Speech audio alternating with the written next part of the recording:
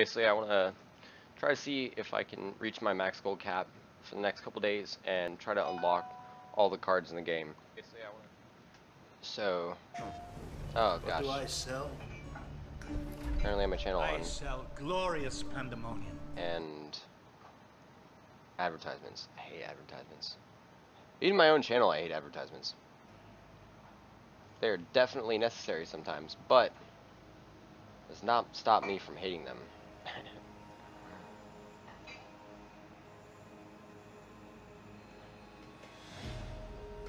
But we'll get around to it. Anyway, how are you guys doing today? Got a pretty good morning so far, and we're gonna get this shit started. I'm just trying to get some shit on my other side figured out. There we go. Oh, I gotta sign in. There we go.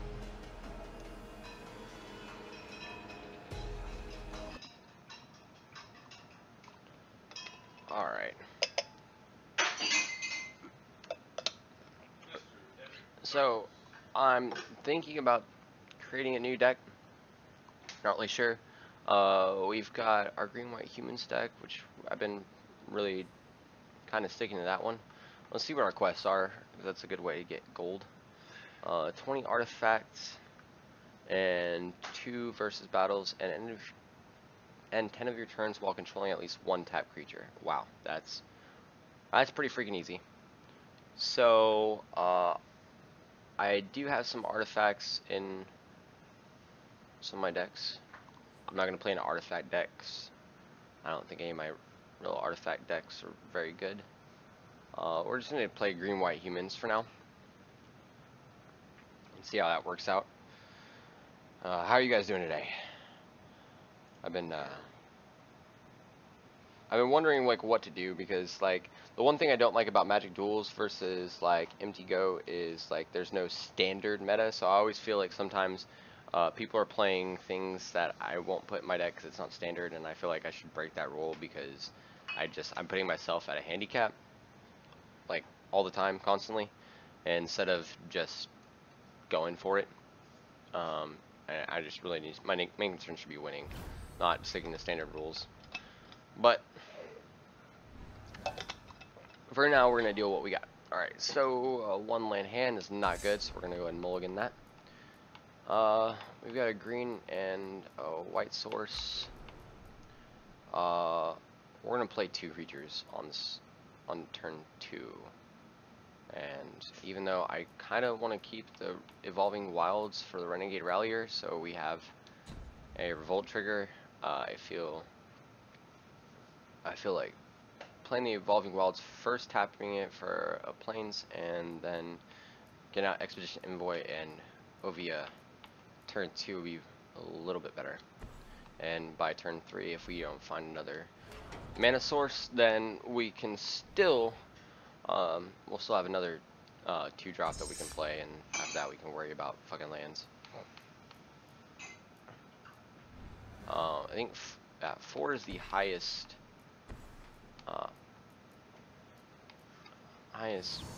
CMC of any of my cards, so should be alright. Okay, so he got a little lifelink kitty.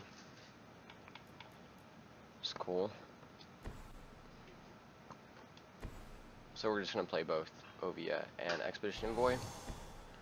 We've got a good attacker, we've got a good defender. Unless he's got pumps, but honestly, if he does try to outswing me, I'm pretty sure we can outswing him, especially since we got a Lantern Scout, which we've got a lifelink trigger, if we can get 3 lands. So if he swings, probably not gonna block. Yeah, he's got something. The fact that he's sitting here thinking about whether to attack or not to attack means he has something in his hand. So we're not going to do that. We're not going to play bad magic. We're going to try our best not to do bad things. So, that being said,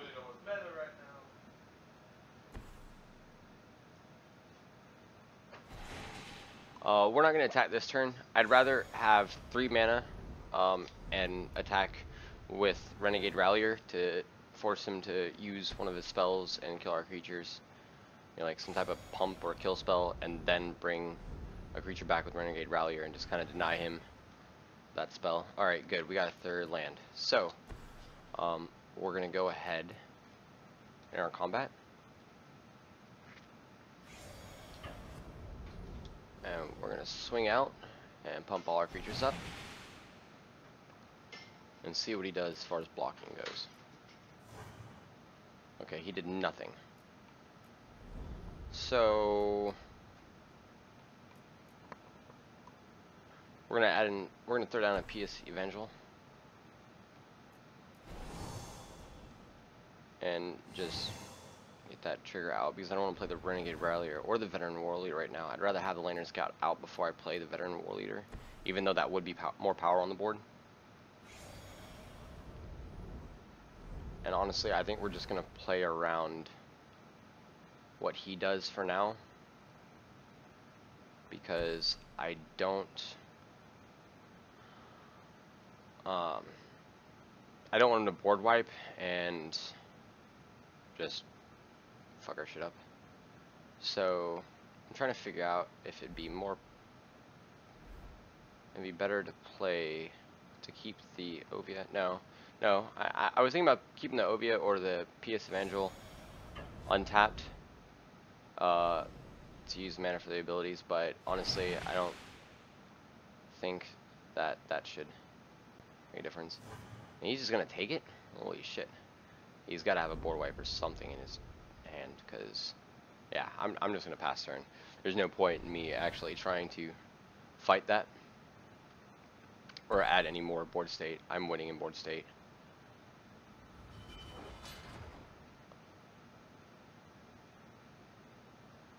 I mean, he's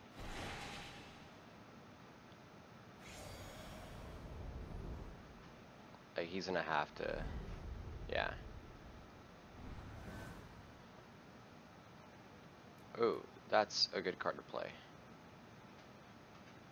We're gonna play Evenwald Mysteries first, and then swing out, because he's obviously gonna, he's most likely gonna take out one of our creatures right here on this swing, and he's probably gonna live with like 1 life if he does it correctly. So yeah, so he's either gonna not block the Hamlet Captain or the Ovia, and he's gonna let the Ovia hit him, and he's gonna not block. He's gonna block the Hamlet Captain to kill it. So he's gonna take out 2 creatures right here, and that's fine. There's no reason for us to even worry about responding to this. We're gonna put him down to 1 life. We're taking out all of his creatures. There's no creatures on board, and we still have 2. There's not a reason for us to fret or worry. And if we get a 3rd mana, then we can basically, now we have 2 clues. We don't have to worry about him killing our shit to get the Renegade Rallier trigger on the battlefield. And honestly, out of all those creatures, I would rather get the Renegade Rallier. The other 2 creatures, I'd rather use a Rallier for Natalia's Lieutenant or the Hamlet Captain. So I'm not gonna worry about that. Okay, so you got another 1/1.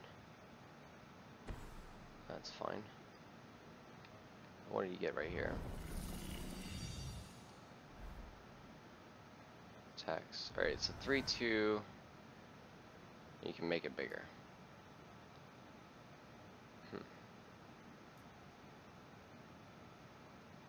Now, what do we do right here? Save 2 mana.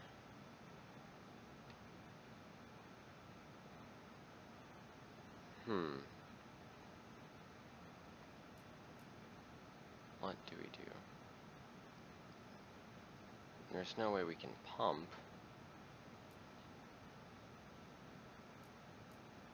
I'm not really worried about gaining life. You know what? I think I'm just gonna play. I think I'm just gonna play the War Leader right now. And then basically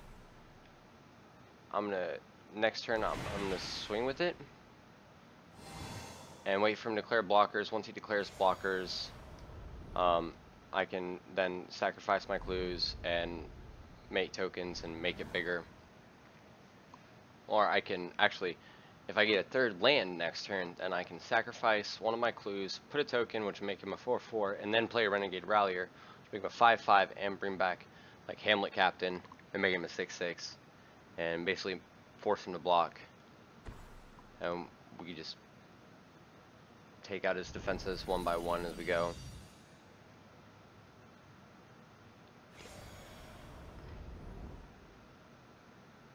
Yeah, we can make him a 6/6 by next turn. And he's playing white-green, so that's probably why he's been holding back a lot. Is at first he only had a certain amount of mana. I'm not going to play Tireless Tracker right now.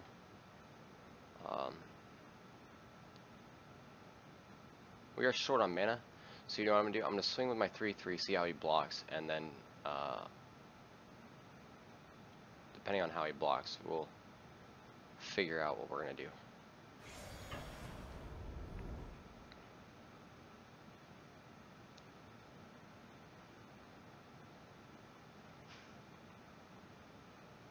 He's got 5 cards in hand. Game's not completely won yet. Okay.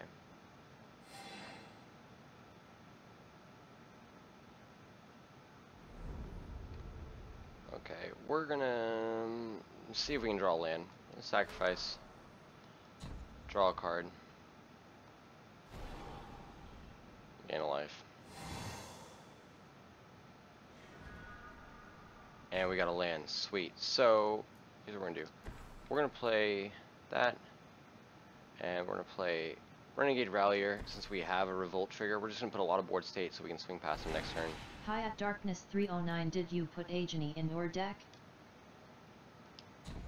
Did I put what in my deck? Sorry. Couldn't get read it. Oh, a Johnny? No, I don't think I have any Planeswalkers in this deck. What's up? How you doing, Johnny? Johnny Goldmane. Which one was that? A Johnny Goldmane. My favorite of Johnny was Hero Mentors. I wonder actually where my Johnny doll is. I have a Johnny doll. I should bring it in. Give me a second. Where's my Johnny? I don't have it here, I guess. I could have sworn I had it. Anyway. There we go. Alright, so does he have any life linkers? That is the big question. Agony is white-green. Yes, he is. Well, actually, it depends on what a Johnny you're talking about, because there's some just mono white Johnnies. You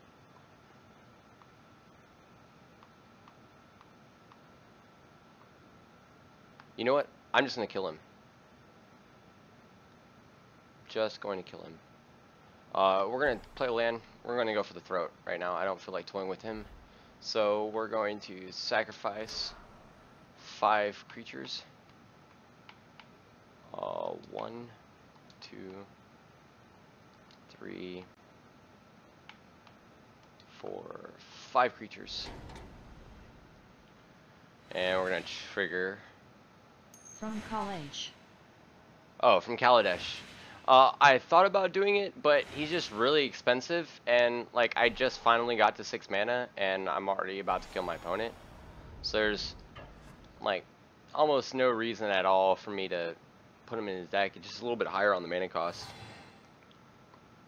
and that's how we win it. GG's. And I actually don't even know if I got the new Johnny from Kaladesh. And yay gold, yay gold, yay gold. Sweet. So here's what I'm doing with the gold is I'm of course buying no, not that way. I'm buying boosters, but I'm gonna buy from Amon Ket because they've done stuff like where basically like whenever I forgot exactly when they did it, but at one point they put boosters from the older sets on sale. So until the older ones go on set that I don't have, because I believe I've got all of Origins. Okay, yeah, I do. I've got all of Zendikar, I believe. Yep. All of Gatewatch. I believe I have all the Innistrad, and I believe Eldritch Moon is where I didn't finish off. No, all of Eldritch Moon. Kaladesh, then. No, I have all of Kaladesh. Huh. Aether Revolt. Aether Revolt and Amon Ken are the only two I do not have. Oath of Agony lets you play all planeswalkers one less colorless mana.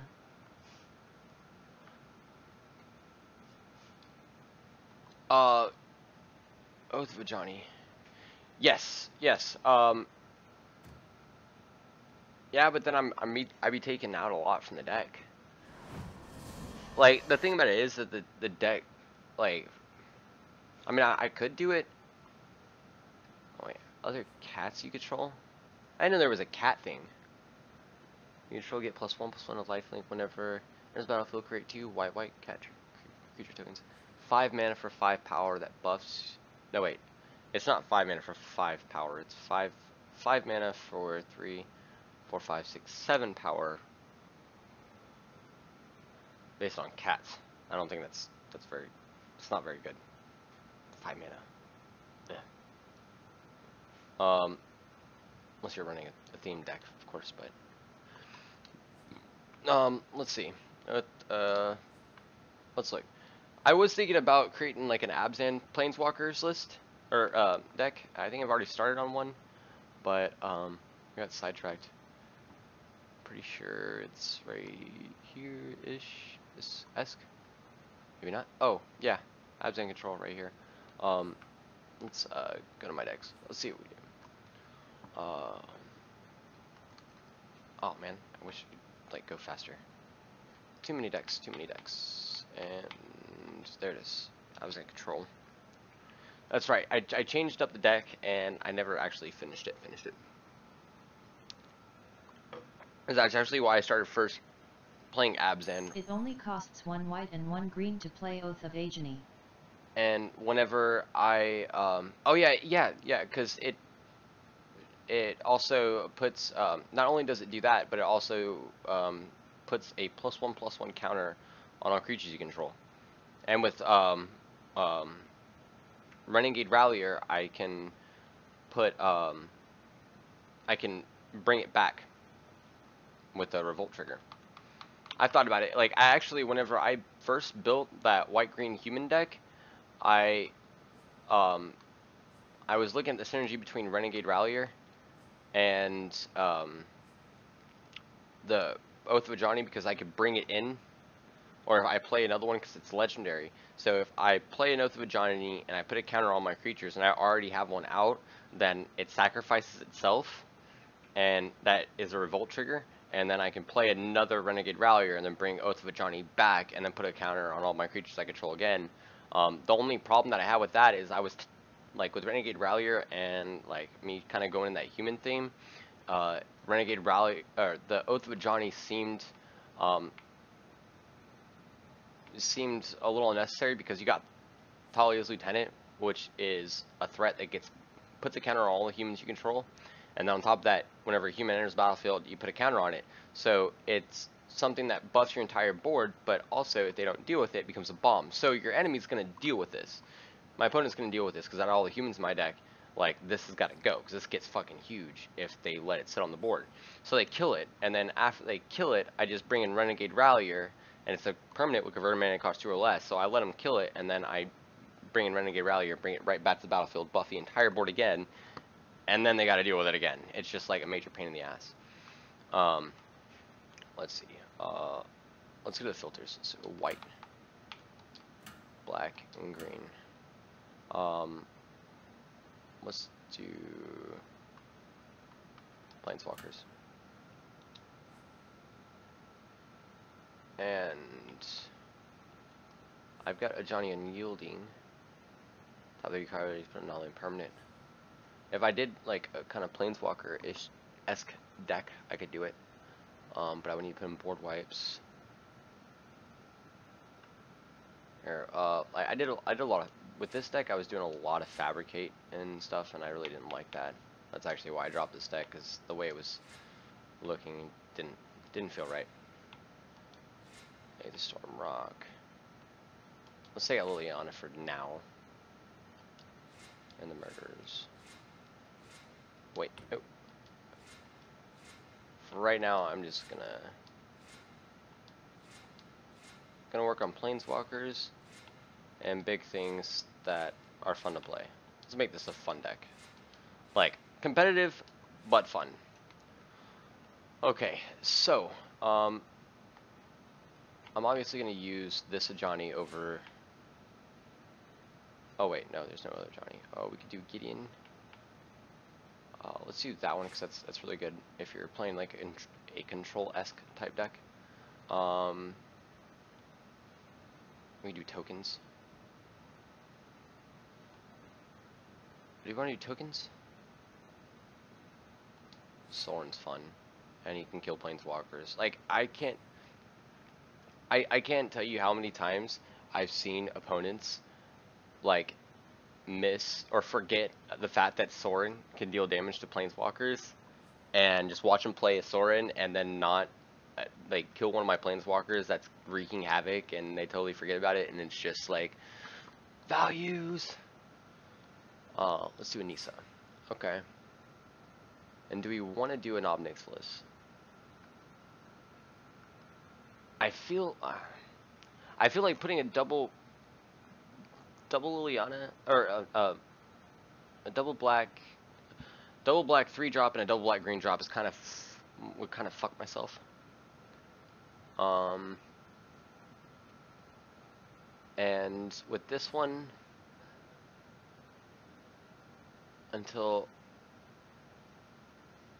see, and this is one thing I don't like about the Nisa, is because it makes it to your next turn. So meaning, like, if your opponent's tapped out and you play this and then you plus up and you attack with a land, they can kill the land on their next turn. That's one thing I don't like about it. But returning target permanent card from your graveyard to your hand is pretty good. I just don't like my lands being targeted. I do like this Nisa though, but we've already got one Nisa, so I'm gonna stick to the double green Nisa, especially if we do like tokens with like these two. And I do something like token creating cards. We could do. I know that I think there's an enchantment that says whenever something that you control produces tokens, that you can double the produce tokens. I don't remember what it's called. And then if that's creating fucking tokens, that'd be good too. So we're gonna go with that Liliana. I hope the double green and the double black doesn't fuck me, but we'll work it out. Okay, so I'm running 21 lands. I'm gonna have to up that to like 24 to start off with, and we'll see if we need to add more or less. So, let's do enchantments. So, because I know that there's that enchantment that doubles that creates tokens, and it also makes our planeswalkers costs come in with extra loyalty, so that's good. All right, let's see, where is it?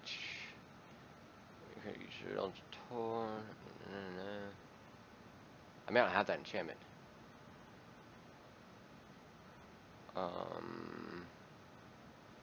Does anybody know what that's called? That enchantment that puts extra tokens on the battlefield?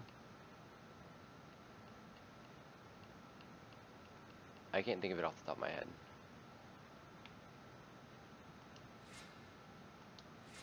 And some of the Osa Liliana.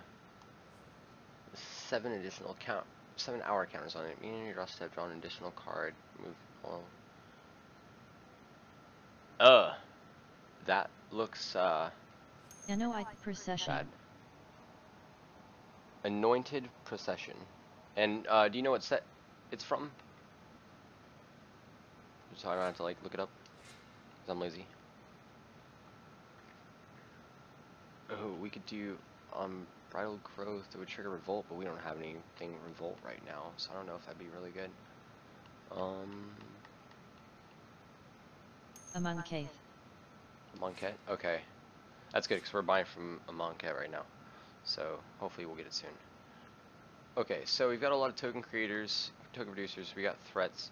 We don't have answers though to anything. Board wipes, more specifically. Let's do instants and sorceries and creatures. So I'm just gonna kind of comb through and see what else might be good, and we'll go from there. All right, so any creatures that put tokens would be good. The Handwar Militia Captain could be kind of good, but let's come back to that because it only creates tokens if you get the trigger off, and a lot of people won't let you get the trigger off. And if like that'd be pretty bad if we can't get any token creators. Declaration Stone is an awesome card that is really good value. And first strike lifelink. We actually might put that cat in here. The one that I just got from the pack, the 5-drop cat that puts cats on the battlefield. Boots and cats and boots and cats. Zombies control, since one more to cast, don't want that. That one can create tokens if you put mana into it. I don't feel like that'd be good. We are playing Planeswalker, so that would be really good. Let's see, token creators. No, you have to sacrifice stuff. Okay. Anybody got any other ideas? Anything I might not think about? I'm not. I know most of the cards in Kaladesh, but for Amonkhet, I'm not really the best on it. Oh wait, this one. Can't attack a block unless you control at least 3 other creatures, and it's a god. It's double checking indestructible. I think that might be something like that could be really good, or hold us over. Let's throw that in there for now. And it puts warrior creature tokens on the battlefield. 3 artifact creature tokens, and may cast card for a mana cost. You're less mana without paying its cost. Let's put that in there for now, and then we'll probably take it out later, most likely. 2/2 Knight ally creature tokens on the battlefield. It's a sorcery. I kind of don't like that. Why is it a sorcery? Why can't everything be good? Why can't every card in Magic be good? It's fucking. It's 4 mana for 2/3. That can't do me. Sorcery put. No, that's not worth it. 4 mana for 2 power and 2 life. Not good.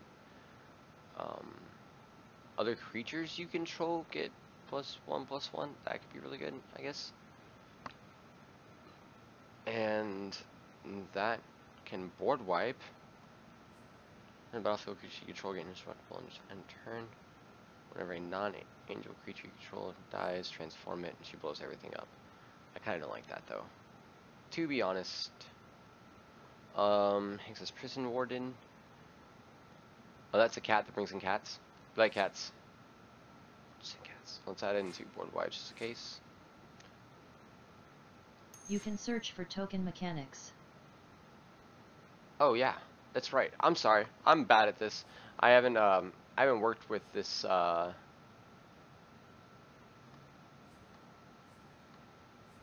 haven't worked with how they the word am I looking for? The patch where they updated like how to the filters and everything. I'm not used to it actually being good. I'm not used to there actually being a search where you can search for planeswalkers. Sacrifice combat tricks. Life gain removal artifacts counters. Okay. Let's just do that. Okay. And ooh, Ishkana. That's really good. And triple fabricate. Oh yeah, we're gonna do a lot of fabricate. I don't really care for fabricate that much. Air lane you control enters battlefield, you get a green energy. And 1/6/6. 2/3 for 3 mana. That does stuff with energy, which I'm not getting too much energy. I don't think it's very good. The blob is kind of cool, but it's only if you have delirium, and even then you gotta like kind of risk it. I don't think that'd be very good. 3 zombie creature tokens with cycling. Whenever you cycle it, you get a zombie token. I don't know why you would cycle it though. Artifact you control is put in the graveyard for the battlefield. Target opponent loses equal to its power. But we're not playing with artifacts, so that could be really bad. Let's see. I had a deck where I built a sacrifice deck and I played with him, and I would like put him on the battlefield and then kill him and then bring him back and then kill him again, and it was really fun. I'm sure it was really annoying, and if to all my opponents that fought against me whenever I played that, I'm sorry. I'm just target opponent is indestructible to end of turn, and that's interesting. I mean, it's not I don't think it's really good for the deck, but it's very interesting. It could be very good. Wait, hold on.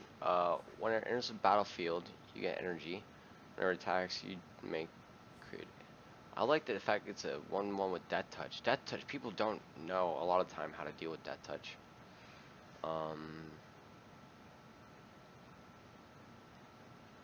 Dark Salvation might be good, but it's not really a zombie deck, so it's not going to be as good, I don't think. And we're not really working with a lot of ally stuff. Servos and Thopters. I'm basing this around the Planeswalkers having fun putting permanents and shit in the battlefield. So I honestly don't know if the Oath of Ajani is even good in this, because we're not putting out a lot of creatures. Alright, so hold on, that black fabricate creature, does she work with is it non-token artifact leaves the battlefield, or what is it? What is it? Oracle text. Whenever a artifact you control is put into a graveyard. Yeah, no, that wouldn't work. I was like, man, can you work with that with clues? That'd be really fucking cool. But no, that doesn't work. Sadly, that does not work. Just artifacts. Just artifacts, yeah. Let's do an Architect of the Untamed. And I feel like we're gonna need to work on our mana. We got 48, so we got 12 cards left, and we're gonna add at least 3 lands. We're gonna at least add 3 lands, and so that would be 9 cards, 9 open slots. I definitely think. Hold on. Wait. Let's get rid of that. I think we should add in at least 2. What's that guy called? He's a. Well, last time I have 3. I believe I have 3 of them. Tireless Trackers. Yeah, I've actually got a real life foil version of him. Man, I need to get back in standard in a real life. play real life Magic. It's so much more fun. Like, no offense to you guys, but like whenever you're actually playing with an opponent across from you, it's so much better. It's so much more fun and interactive. That's one thing I don't like about MTGO and this is that you don't really get to play, like, you can't, I think that the chat, you should automatically be able to talk to your opponent, or like have the option to unmute yourself and have your,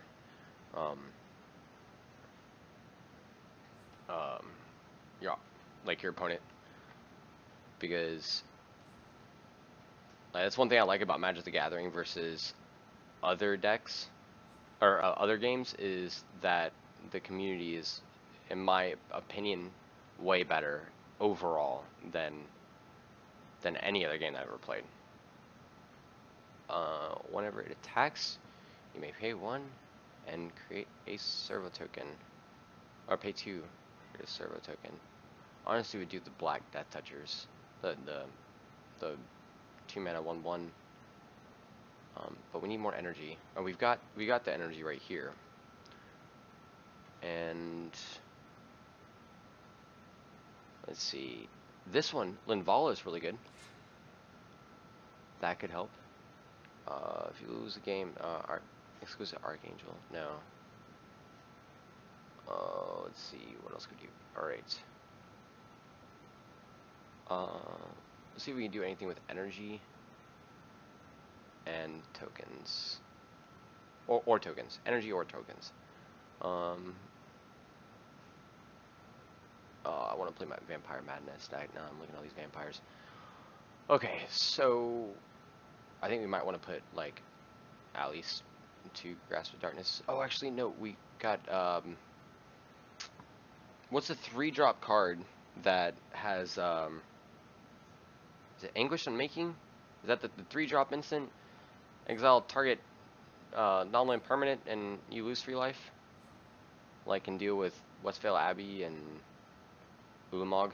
Ulamog. Let's see here. Whenever another zombie control dies. Not the best. Not the best. Anguish Unmaking. Yeah, Anguish Unmaking. That's right. I had it. I know some things. I know some magic things. Okay. So, Minor Demon. That could help us get. Let's add 1. That Minor Demon. I wish. Like, there's a couple things. I don't like the fact that in Magic Duels, you don't get all of the whatchamacallums. You don't get all the cards, and then you can only have 2 rares and 1 mythic. Like, it's just so stupid. And then the fact that they don't have like a standard and non-standard like playing format, I really wish they would get their shit together with this game, because it's just kind of like, especially the fact that they have microtransactions with this game. Like, I understand it's free, but you have like, you gotta pay a lot, and they're like adding new stuff to the store, but they can't just change up some rules and make it a little bit better. Non-token artifact put in your graveyard. Non-token artifact, great. Don't like that. Did we pass up the 2-drop? It was a 2-drop, right? Hold on. 2-drop creature. I forgot I was looking for it. Give me a second. Oh my god, it's taking forever. Okay, 2 drops. Creature. And it dies? No. Yeah, they didn't want you to have a go game with upgraded look for cheap or almost free.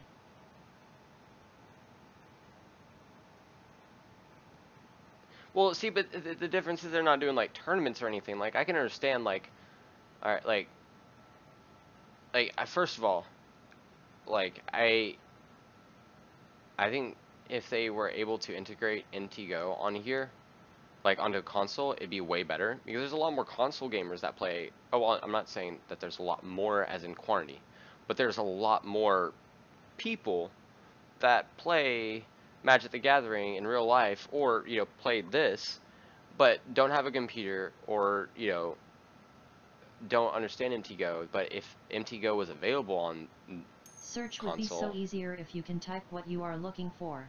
oh yes, oh yes. But like if oh my gosh, I would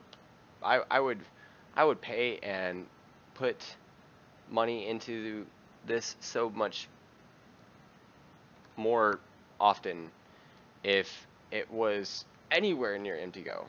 And then even MTGO kind of sucks now because they did that stupid shit where now on MTGO. All right, so I don't know if you play MTGO or if you played it back whenever I played it. Back in the day, whenever I played standard, I like whenever me and my buddies like got into MTGO. My buddy was talking about going infinite. Basically, me and him would go into drafts, kind of cheating. Sorry, I'm kind of cheated a little bit, just a little bit. But we would both go into a draft, right? And when we got into the draft, we would see where we were sitting, and we would call out the cards that we were seeing. And what would happen is we would keep track of the draft, and we did our research. We learned like which cards were powerful in limited, and or limited or constructed. I think it's constructed. Sorry, I get them mixed up. Um, Basically in draft mode, we looked at in draft and seal like which cards were more powerful than the others. Like if I put this on the battlefield, is there a remote chance that anybody's gonna be able to deal with it, and stuff like that. So we we learned all the cards and all the powers, so we knew what we were grabbing. We also researched all the prices, so we knew whenever we got this card that, oh holy shit, that card's worth 12 tickets. So basically, as long as I grab this one card, my tournament's paid for. So therefore, I like anything else, any other card that I get from the rest of the draft, and no matter if I win all 3 rounds or if I lose the first round and I get knocked straight out of the tournament, I've netted value. And we did all that, so we would keep track of the draft, and we kind of worked with each other so we weren't grabbing each other's crap. And then we were also monitoring like if he sent a big bomb my way and I knew it was red, and I'm not gonna pass that guy or any red on the next pack. I mean, you could control it a lot, not too much where it's overpowered, like where you still got beat and stuff, but it was a lot better. And basically doing that, we would go in these tournaments together, and then at the end, also another trick that we learned was that if you are playing, and let's say you want to enter a draft on MTGO, you normally pay like if you just pay tickets to play in a draft, it's like 12 tickets.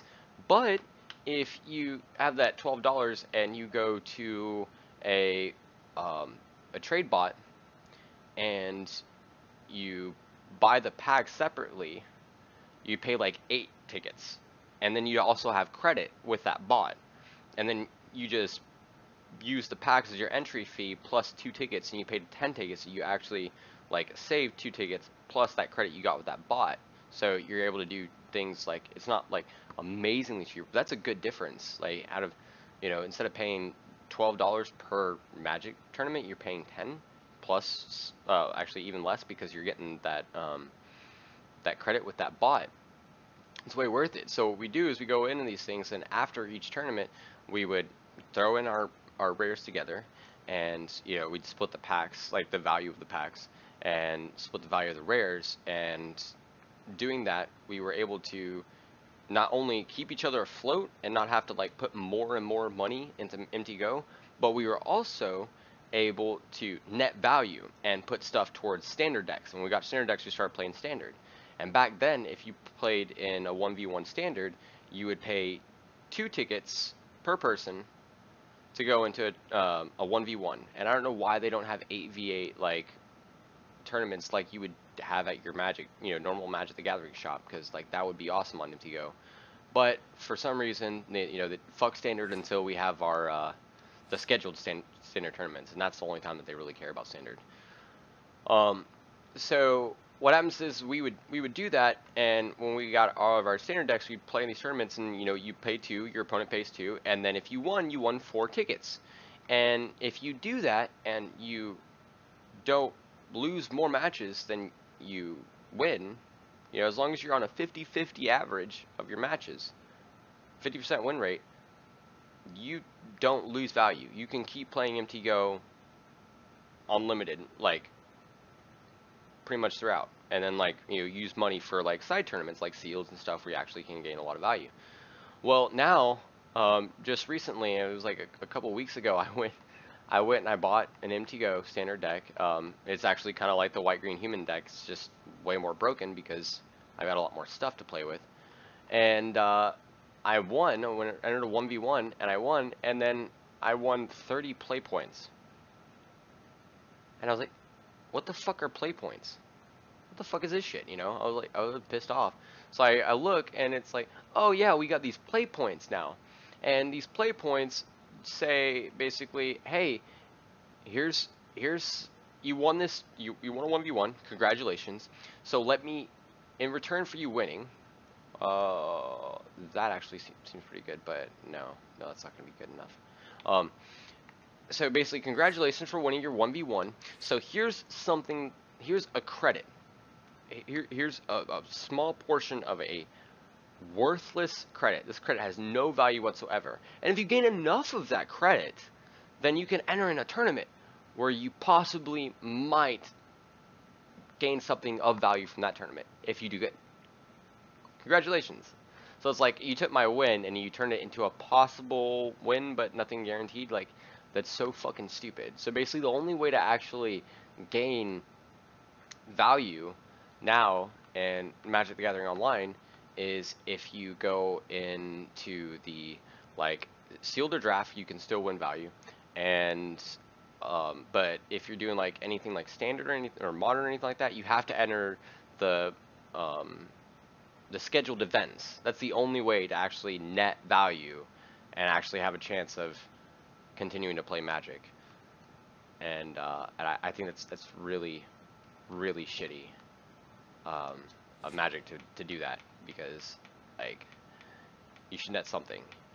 And if not, then you should bring down the market level, or make it to where these cards, like, have some type of value, like, are able to increase in value later on. And, like, I mean, they're not saying that they can't, but basically, like, it's one of those things, like, I thought about it before, about opening up a Magic shop, and the number one problem with opening up a Magic shop is, one, it's hard to make money.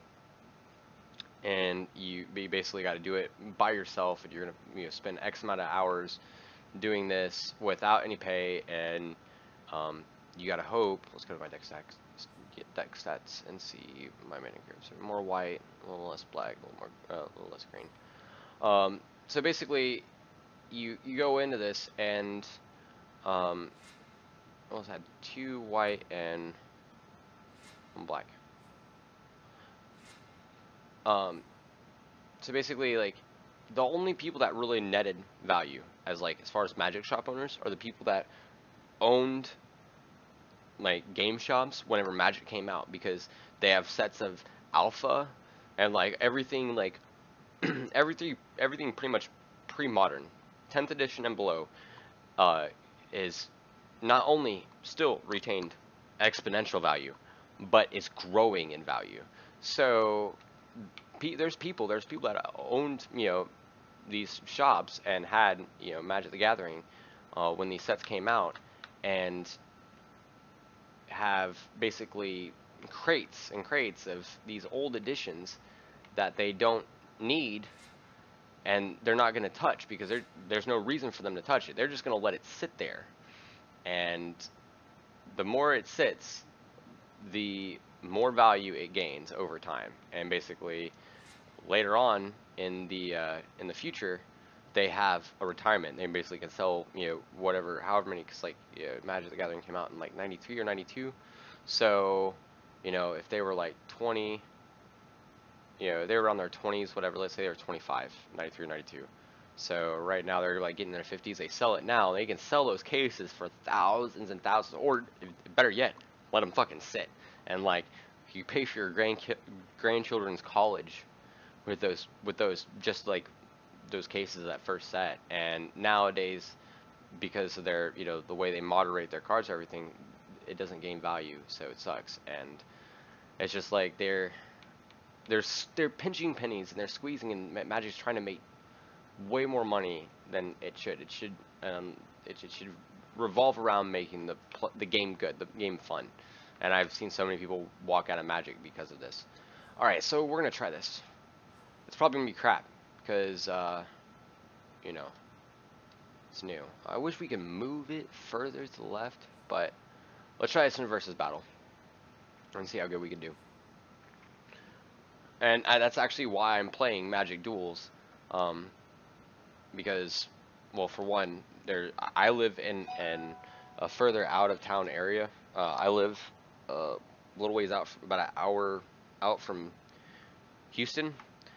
Houston, Texas is where I live, area that I live in. And basically where I live, there's the nearest Magic shop is like 30-45 minutes away from me, and you go in, and like the maximum people you're gonna have at like even like a new set is like 20-30 people per tournament, which is not a lot for a released set.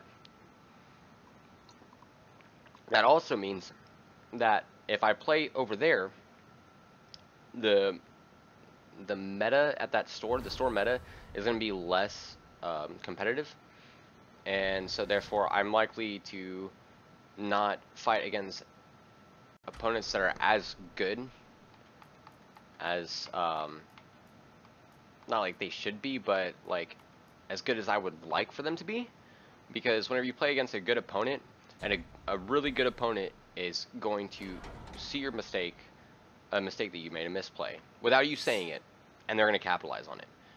And you know, like, it's kind of like if you're playing against a control deck and you see a control deck tap out turn 3 to play a planeswalker, or you know, like even like they tap out, or you know, the wrong time, whatever, or you can tell through some means that they don't have an answer or response to what you're going to do, you're going to throw it out. So basically, like, whenever I used to play against control decks, I would play early game, at first, at the start of the match, I would play creatures that I don't care about dying. And I would just try to throw out as many creatures as I could, but I would save like my planeswalkers and stuff that really is a threat to my opponent for last. So basically, I would try to kind of goat out their counters and their kill spells by throwing down creatures. And then basically the moment, and I would save everything, like I would save the best for last always, because you know, the later on that you get in the game, the less likely they are to have you know, the smaller their hand is, so the less likely they are to have a counter to any of your creatures. So what happens is I'd sit there and I'd hold out like something like, back then whenever I was playing standard, remember this was it had a card called Rakasha, or Rakshasha, the Death Dealer. And basically it was a black and a green for a 2/2 that for a black and a green you could increase its power by give it +2/+2 until end of turn, or you could regenerate it, which is a great thing because basically they can't kill it, they can't destroy it, because you can just pop regen shield as long as you maintain 2 mana. Or the Fleece Mane Lion, which you could pay 5 mana if they tapped out and make it hexproof and indestructible. And they, like, the only thing that they could deal with, they only had one card that could actually deal with it at that point. What the hell just happened? My Xbox just turned off for no freaking reason, apparently. What the hell? Hold up real quick, guys. That's crazy.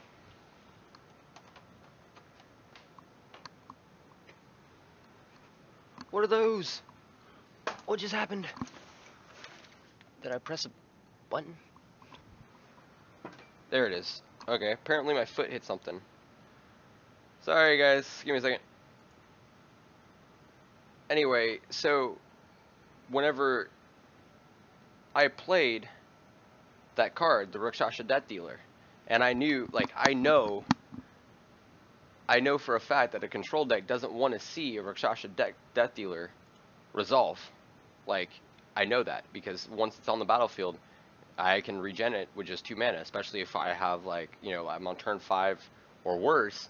I've got that mana to where I can keep playing things and hold up, you know, like 4 mana So I can goad out one of their kill spells, and then they try to respond to me activating their ability with another kill spell, and then I can just reactivate it again.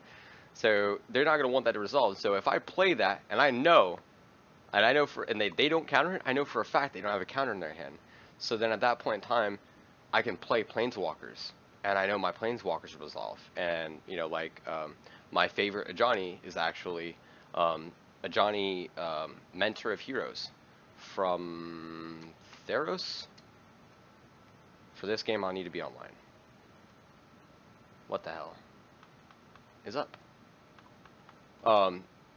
Anyway, Ajani Mentor of Heroes, his plus up was you could look at the top 3 cards of your library, and whenever you did, I think that's it. Give me a second, guys.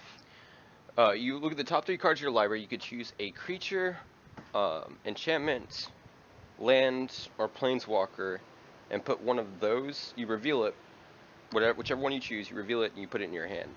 And so that's like card draw, and so your opponent's not going to want you to get rid of, want to play that. So, like, if you can goad out and kind of figure a way around your opponent, you can just play whatever. And whenever you play at little magic shops, like, the one that is near me, if you don't have the aggressive meta, the aggressive players, you have that competitive scene around you, you're not going to have opponents that are going to think about things like that, are going to learn how to play it around. Alright, is that my network key? Okay, cool. Give me a second, guys. I gotta type in this key. For some reason, my Xbox just cut off, and it doesn't remember my passcode here. I'm gonna do it this way, because I'm in the other room, and I can't see my Xbox where my modem's at. It's really bad. I got my phone right here. I'm just gonna take a picture real quick. So, like, that's the thing that I hate, is like I can't really play Magic where I live right now for real like I could whenever I lived in like the Greater Houston area. And so then I would love to play MTGO, but they don't really make it to where I can play MTGO without like spending, stupid, ridiculous amounts of money, like at least not in a competitive environment. I can play, stupid normals all the time without putting money in. But if you play in normals, you're not really playing for real. I don't know how else I would explain it. There we go. Just take a picture of that. Oh my god, my camera sucks. It's like trying to take a picture of my key, and it always takes a picture. There we go. It was taking a picture of my network password whenever I was like, the picture was all fuzzy. It would like, it'd be perfectly good, perfectly good quality to where I could actually see what the hell my password to my internet was, and then it would just like stop. Oh yeah, I gotta connect my device. Give me a second. Yeah, y'all can't even see this. 4, 3, 2, 1. Oh please, that really sucks. I just got into it. All right, KYRC. All right, so I just said my Wi-Fi password out loud. So please don't come to my house and jack my Wi-Fi. All right. Yay! It's all good. My console's connected to the internet. Give me 1 second, guys. There we go. And continue. Yeah, that kind of sucks. Apparently, I can't put my foot in a spot that I did. So, we've learned our lesson now. That will never happen again. I've got a stool behind my stool. I had my friend came over. She's actually one of the followers of the channel, Epic Princess, and we did a live stream yesterday. So I changed up my seating arrangements, my camera, and everything. So I had to get all that set back up today. All right, that sucks. And I just wish that like Magic the Gathering, or not Magic the Gathering, Wizards would make MTGO um, easier to play competitively without spending your entire wallet. Because Magic the Gathering is already an expensive game. It's like a freaking drug addiction, and like just buying the cards and getting cards for decks and stuff, like that's just it's already bad. But then you add in stuff like, oh well, now you got to buy the cards, and then you got to pay all this money to stay in tournaments and to keep playing competitively, and you know you probably aren't going to get anything out of it because you're playing against all these other people, and it's really shitty because it's not as fun. You don't get the exact same experience as you would in real life playing against a real life opponent. In real life, whenever I play and I sit against my opponent, I have fun, and like I get to have a conversation to Well, somebody they are there. making a new game, Magic Arena, to replace Magic Duels. Really? I haven't heard about this yet. You have you looked into it? Is it going to be like actually competitive, or is it going to be like Magic Duels or like any of the previous Magic the Gatherings? I actually honestly liked the the previous one, the one that we had before, the one with Garuk in it. I forgot what it was called. I like that one better than this one, to be honest. I mean, it's getting better and better as we go, but still wish that it didn't suck. We're gonna keep it because we've got a way to get mana fix ourselves, and we've got an energy producer and a kill spell and token producers. So this seems pretty good. Playing Abzan, a green, and an untapped forest and an Oath of Nisa on turn 1 is really good. They are revealing game on September 2nd. No real information is out right now about it. Well, I guess keep your fingers crossed. Hope for us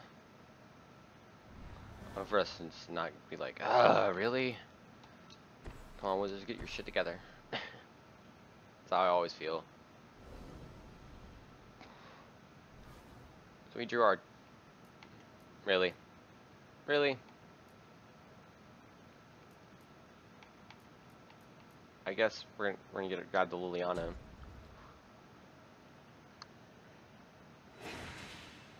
Even though we don't have a black. We don't have any source of black mana. Not a single land on top of that. Like, I would've been happy with any land, really. Oh, there's no Evolving Wilds. Okay, so we're gonna tap that, sack it. We're gonna search for a black source. And then we're gonna play the next Oath of Nisa. Think the Hour of Devastation cards will be in that one. We'll grab a Swamp. On battlefield tapped. We're gonna play another Oath, which will help trigger the oh my god. Really? Really? I mean, we have to really get the Canopy Vista. That just sucks. No double black. That's fine.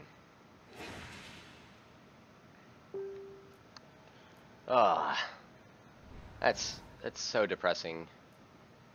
Like, I was really happy whenever I got the freaking Evolving Wilds, and I'm like, oh yeah, I can search and grab one of what I need. But at least we've got our mana fixed.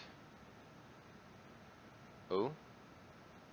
I like that. So now, I think I'm gonna play Aether Prisoner, and then save that for next turn. Because I want triggers. I don't like playing things without triggers. So let's do that. We'll stay the white and the green up. Make him think I've got something.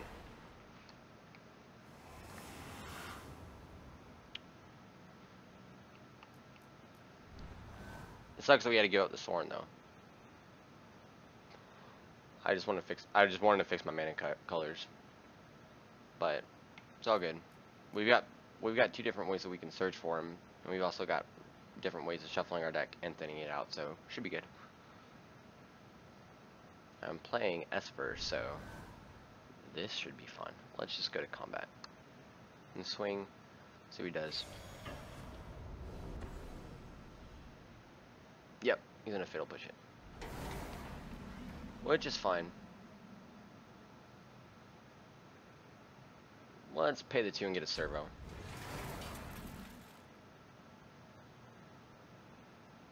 Like, even though I'd rather have extra mana for... Oh. He probably has a counter spell. What is your favorite kind of deck or strongest deck? Honestly, the strongest deck I ever made, honestly, was a couple years ago. And it was Abzan, same colors. It wasn't an aggro deck, but it wasn't a mid-range deck either. I had like it was like Abzan creatures. It had a few planeswalkers in it. No, one single planeswalker in it. And its average curved around like 3 or 4. I had a lot of 4 drops because, you know, Siege Rhinos are a freaking thing. Now, here's the thing that I'm worried about right now. Let's go ahead and play a land. I want to get rid of that. I don't like that. Let's play Oath. He's probably going to counter it, but if he counters it, then we'll play Decoration in Stone. He didn't. Holy shit. That is surprising. I really expected the counter. Oh, wait. No, he's not tapped out. Is he? Was I bad at Magic just now? Was he tapped? Yo! Summon next. Yo, appreciate the follows, guys. Really do. It goes a long way. Let's see. Yeah, we're just gonna attack. I was bad at Magic right there. He had no mana, and I was expecting a counter. I totally, well, then again, honestly want to play Liliana with the enchantment out on the battlefield. So, not too incredibly bad. But, anyway, so, it's actually kind of funny. So, I talk about spending money on Magic cards, right? I had a funny moment, one time where my dad co-signed for my account, my bank account, and so he could basically see what I was spending money on and how much money I had. So my dad had like mentioned me one day. He was like, "Hey, I'm really proud of you. You're saving money." And I was like, "Oh yeah." And then I don't really know if you know about this set. There's a set called or how long you've been playing Magic, but that was about when Khans came out and Return to Ravnica and all that cycled out of Standard. And basically, what is that? What's he casting?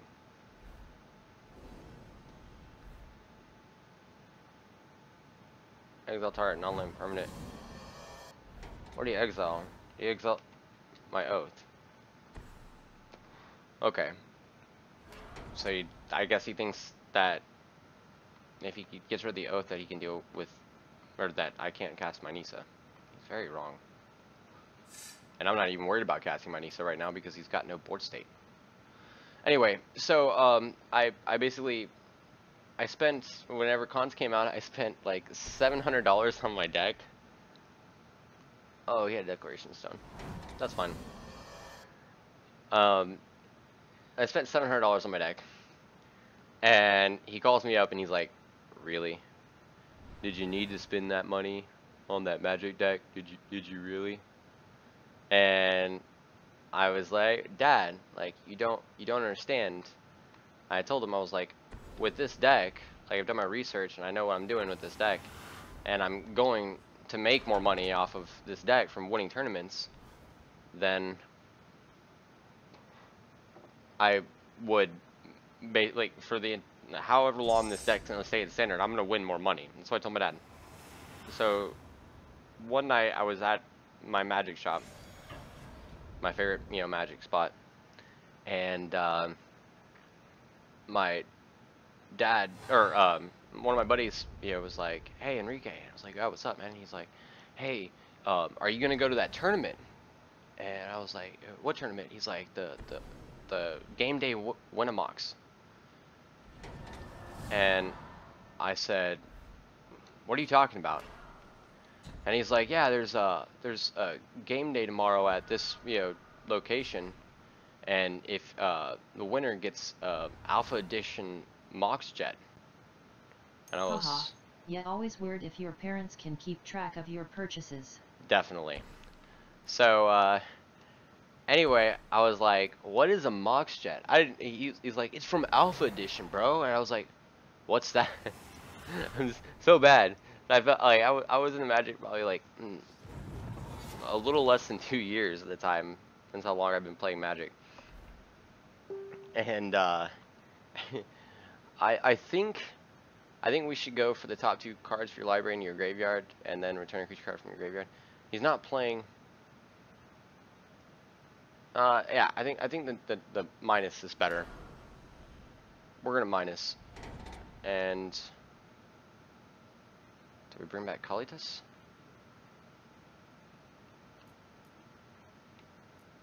Or do we bring back? Let's bring back Kalitas. I like how I say his name. Kalitas. Not Kalitas. Honestly, the 6/6 token from the other one would have been good too, but I'm good with the Kalitas. Especially since I already have a zombie token, and I've got a kill spell, even though it exiles, doesn't destroy, so kind of sucks. But anyway, so my buddy tells me about this tournament, and I was like, "What's the Alpha Edition Mox Jet?" And he's like, "Dude," you know, he tells me how much the Mox Jet's worth, and he's like, "Dude, it's like worth like this many thousands of dollars," and I was like, "What?" I was like, "Well, damn, okay." So yeah, I'm gonna go win this tournament and get this card. So I did. I went to the tournament, or I basically got 3 of my buddies together and we built this deck. And okay, he's got nothing. Okay, good. What I meant. This is how you capitalize on bad mistakes. He made a bad mistake by casting that card right there, because I'm not even at the end of my turn. You could have cast at the very end of my turn, and I would have been basically trying to play around a counter. I'm not trying to play around a counter anymore, because unless he's got a 1-drop counter, that counters indefinitely, which I don't even think there's one, except for like the spell, which I had 2 bomb cards right there, so I wasn't even really worried about it. I probably would have saved at least one of those. But now I don't even have to worry about that. Yeah,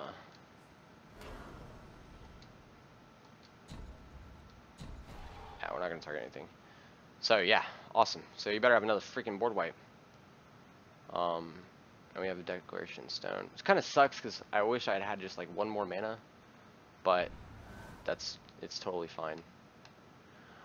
Anyway. So, ooh, he's got another board wipe. I still don't care. Anyway, so I get my buddies and I'm like, "Dude, we're gonna totally do this. We're gonna enter this tournament, and we're gonna win. We're gonna do. I'm gonna enter. I'm gonna take this tournament. Tell him I'm gonna go win this thing." So we go, and my buddy told me the wrong location for the tournament. That was the first problem. The second problem was, along with telling me the wrong location, it was the wrong time. So I ended up like trying to make it to this tournament, like with less gas than I had in my car than would be ideal. And I ended up pulling into the tournament. Literally, my car ran out of gas as I pulled into the parking lot, and I coasted my car into the parking spot. And So I go in, and I'm the last person in. Nobody knows me because I'm not from the area, and nobody knows me. Go in, write a deck list because I'm a scrub and I don't have a deck list ready. Go in this tournament, and I lost one game early on, and basically I had an opponent that was playing. The first game he played white-green tokens, and I was like, okay, he's playing white-green tokens. Okay, that's cool. And then after the first game, he beat me, and I sideboarded for white-green tokens, and then he wasn't even playing white-green tokens. He was playing fucking what the fuck? I forgot what the fuck he was playing. He was playing um he was playing white-green tokens, but then he sideboarded out and put in Ojitai, and basically he was playing white, blue, green control. It was stupid. It was stupid. And we're gonna play Kalitas again. I know we've got all this energy and we can create a freaking 6/6 token, but I love the fact that we can just, like, Kalitas seems to be like the biggest threat to this person. They obviously don't like him. I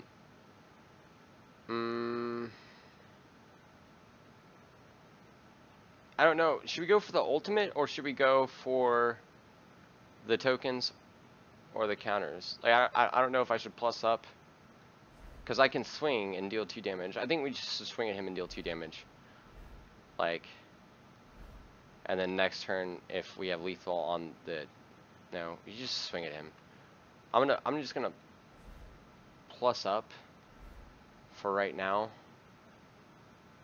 Or no, I'm gonna neg 2.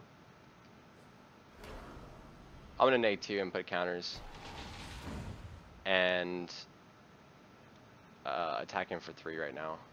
Cause I just taking out half of his remaining life total right now and putting this pressure on without, like, really doing anything is just, ignoring the J seems like the better idea. Even though he has got ideal amount of cards in hand, just putting that board state up seems. I want this guy to be on his last leg. He's control, and like I said, fuck control. And if I get a Soren right now, I know he's dead. Yeah, you're gonna bounce it. I know. That's cool. It's a fucking token. So he killed it. That's cool. I wish there was a way. Is there a way for me to pump my guy one more time?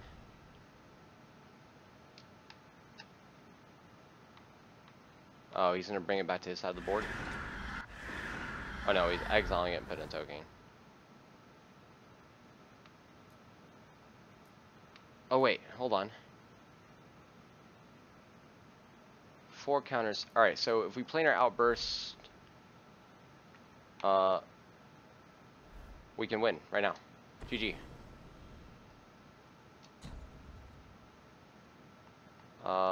Let's choose the third forest.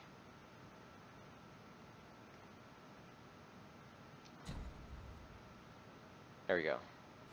Awaken for the kill. Yep. You got it, buddy. We just kill him. And that was a good run. That was a really good one. GG's. Anyway, so I go in this tournament, and it was so surreal. It was so ridiculous because I didn't. When will the magic duels receive further updates?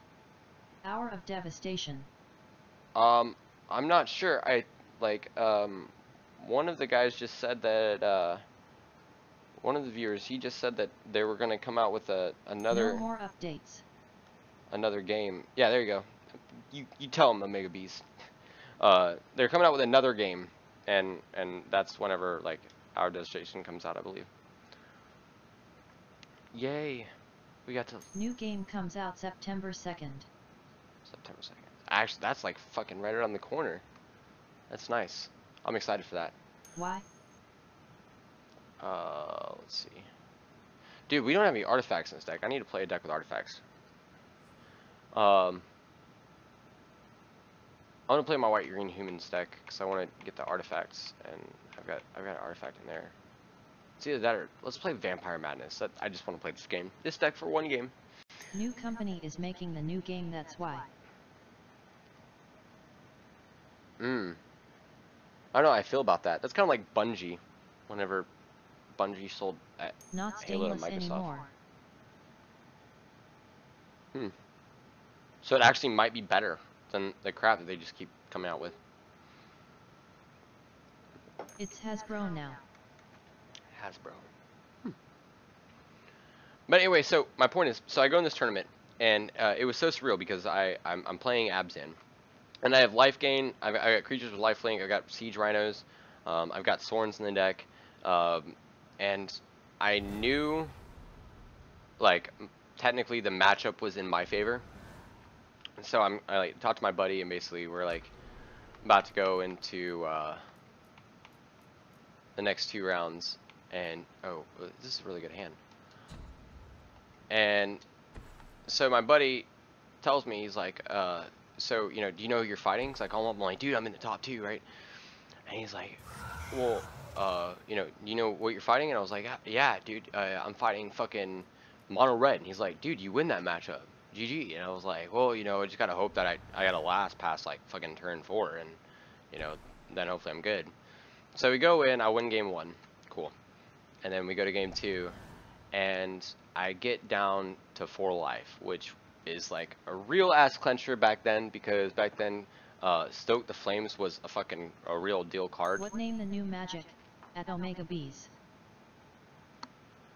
And basically, oh, hold on, I'm gonna see if he kills it.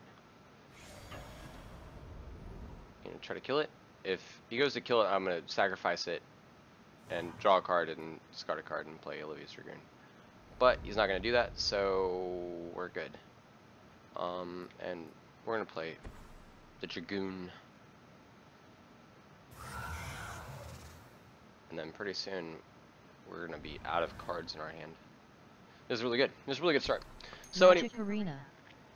We go in this tournament, and I get down to 4 life, and I'm freaking out, and I managed to come back a little bit, and I swung for exactly lethal, and I had a creature in my deck that was called Siege Rhino, and basically Only PC platform.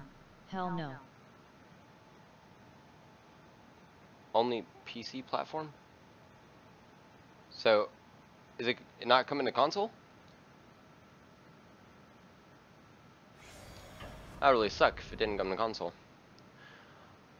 So anyway, I don't know if you guys know, but basically Siege Rhino was my 4-drop, my main 4-drop in the deck, because it was like the card that just like made the whole deck just fucking bonkers. And what Siege Rhino did was it was a 4/5 trample Rhino, and in the battlefield your opponent gains 3 life. Your opponent loses 3 life, you gain 3 life. All your opponents lose 3 life, and you gain 3 life. So what happens is I swung at him for 6 damage in the air, and then I had a certain amount. I had 4 on the ground, so I swung at him for exact lethal with what's it called? Swung for. Sorry, my English. I am from Brazil. Oh, you're good. So I swung for exact lethal, went to 10. Swung for exactly 10, and he has like 5 goblin tokens. And he blocked my Siege Rhino, my trample 4/5 Siege Rhino, with his goblin token. And after he swung, I was like, okay. And he blocked, and I had a card called Hero's Downfall, 3-mana, destroy target creature or planeswalker. So I was like, okay, I'm gonna Hero's Downfall your goblin token, which means I win, because he only blocked with 1, and my Rhino has trample. And he goes, this guy, now mind you, I was the underdog in this situation. The whole tournament, like, I lost a match. So I barely scraped into the top 8, and I've been fighting paired up. So this guy's undefeated all tournament, all day. And I tell the guy, I'm gonna downfall your siege, your 1/1 goblin, and he goes, yeah, but it's still declared, you know, but it's still blocked. And I went, trample, And he goes, "Oh yeah, that's right." And I won. And I ended up selling that card for 1,200 and something dollars. Okay, so we're going to cast this, and we're gonna activate our ability and cast Twins of Murder Estate.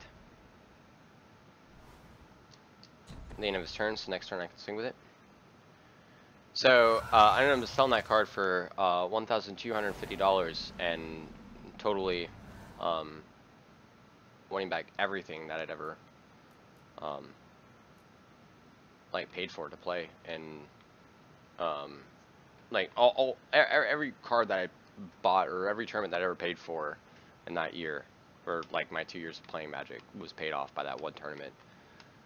And on top of that, part of the money that I got for that was for a box of Modern Masters, and I got a Tarmogoyf out of it, so it was even more worth. And we're gonna swing, and we're going to discard a card. This creature can't be blocked, and we're gonna cast Fiery Temper and kill this 2/2 piece of shit freaking zombie that I don't want to see on the battlefield. Now, before we... Oh shit, I didn't mean to pause it.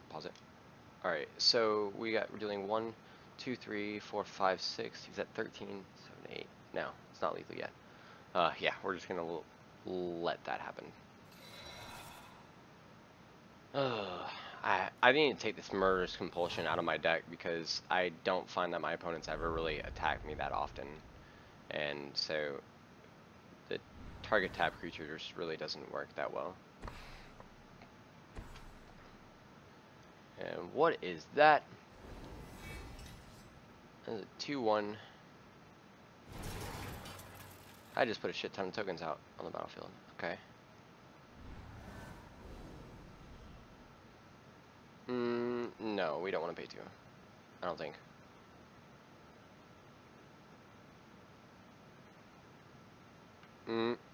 No. Shit, we should have paid the 2. Okay, so it's flying. So I could swing at him with that. Not sure. They didn't really give that much information about it yet. Alright, we're gonna swing out.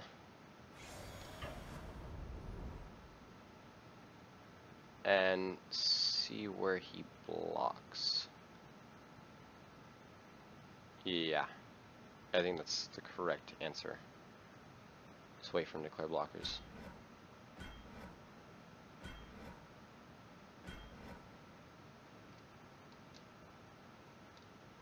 Okay, hold on. So we're gonna lose the Dragoon if we don't do anything.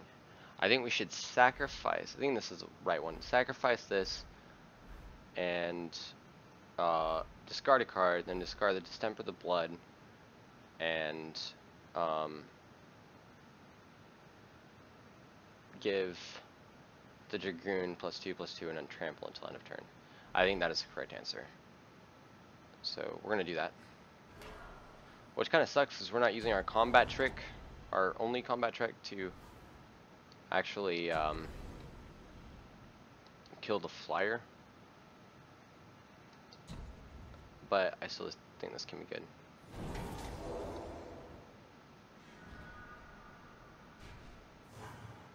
Ooh, now this doesn't have a madness cost. Huh, and it's flying Vigilance Lifelink. Huh, so you're just gonna swing at me with it, and it doesn't matter because it's not gonna be tapped. So I'm not gonna cast a Murderous Compulsion on my turn, because most likely he's not gonna swing at me at all. So I'm just gonna play that, and I really just need to get rid of these Murderous Compulsion so I can play my Bloodhaul Priest. So I'm gonna tap at the end of my turn. I'm gonna tap my Key to the City, discard a Murderous Compulsion just for no fucking reason, because I need to empty my hand for this Bloodhawk Priest to really do what I want her to do. And yeah.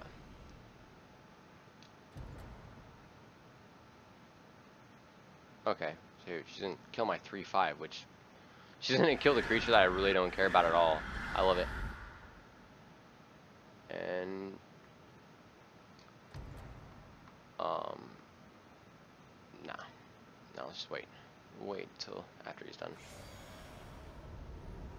I don't know why he didn't kill my freaking this one, my Stromkirk, because that really would have stopped me from pumping my zombies. Like, that's a really weird decision of his. What does that say? Oh, number of tap creatures you control. Well, you can't tap really any of his creatures, so we're gonna get rid of a Murderous Compulsion. But do we? Yes. We get rid of Murderous Compulsion, and then we get rid of both Murderous Compulsions, and we can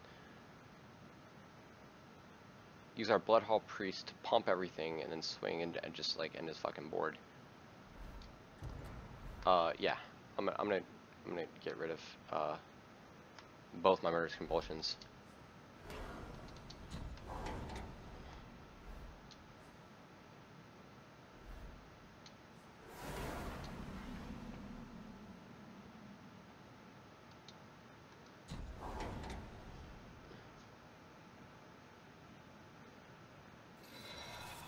We can make. Don't pay 2. We win no matter what this turn. So what we're gonna do is we're going to if we discard Distemper the Blood and give Olivia's Dragoon flying. No, we don't win this turn. Discard this card. Discard Distemper of the Blood. But we don't cast it. We don't cast it. Give Olivia's Dragoon flying. Then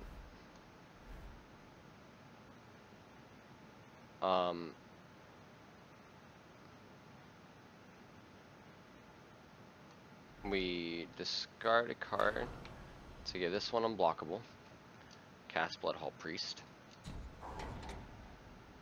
And I've got no cards in hand, so she's gonna deal 2 damage. Madness.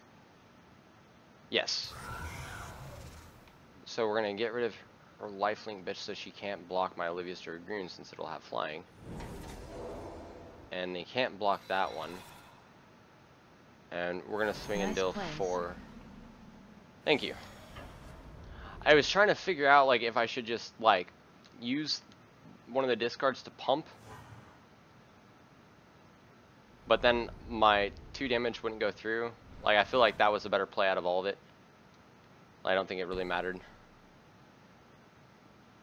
at that point. And he has to kill my Bloodhawk Priest and put a flyer. No, he has to kill all 3, because no matter what, I can tap my Key to the City and discard a card and give one of my creatures unblockable. So he has to gain some type of life, and he's not going to. It's over.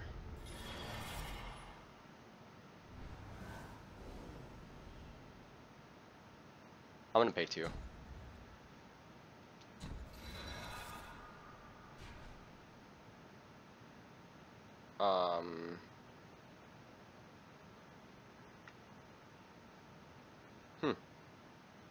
Let's see.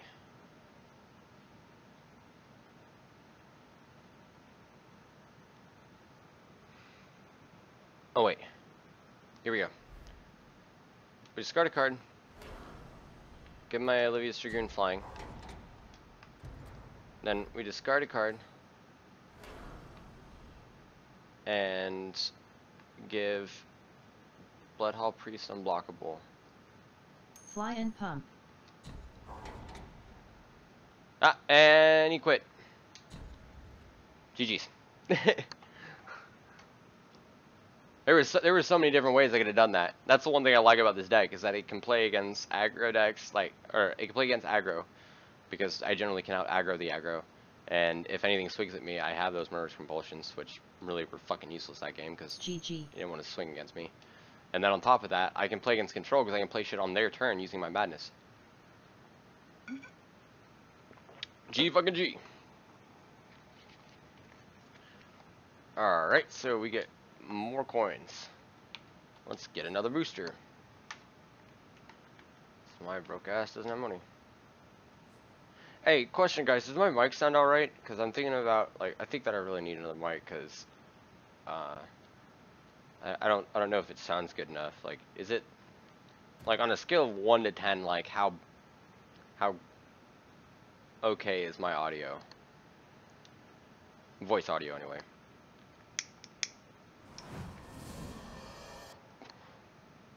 It's okay. Oh, okay. Let's see. Incoming a turn, target creature token you control gets +1, can't be blocked. It's a good card, but 1 damage to each creature your opponent's control. And I hate the fact that you can't, it's not 1 out of 3, and 7. You can't. 7. Thank you. Well, that's not as bad as I was expecting. Because I basically, I had to change my settings, but last night I did a stream, and I didn't realize that my mic was actually giving audio from my camera, not my actual microphone, and so it sounded really, really shitty. Alright, so let's go to, let's do another versus battle. We need to, how many, hold on, I'm gonna go to my quest real quick, see what the fuck we got to do. Oh, okay, so apparently I didn't realize that we changed. Okay, so cast 15 green or white spells, so we're gonna play white-green humans, and we need 3 more artifacts. Okay. Battle mode. And let's play some janky shit. Janky shit. I love janky shit. But yeah, that was the cool thing, is I won that tournament, and I was able to call my dad up and say, "Suck it, I just made $1,250. And then that was before I pulled up the Are you Tarmogoyf. muted against your opponent? Yes. Sometimes they can still hear you if you mute. I don't have my actual like headset is plugged up to my computer. So the only way that my opponent can hear me is if they just happen to pop in the stream and they're watching my stream against them, in which case GG on me. But I'm not really worried about it. It's Magic duels. It's not fucking MTGO. Alright, let's see. And I'm not like a really well-known like streamer. I just started my channel like a little over a month ago. What was your father's response? He was just like, "Oh, okay." Wait. He wasn't gonna give me that satisfaction. Okay. Oh yeah. I guess I'm gonna keep this hand. Alright, so the question is, do we... Can't really play anything. I think...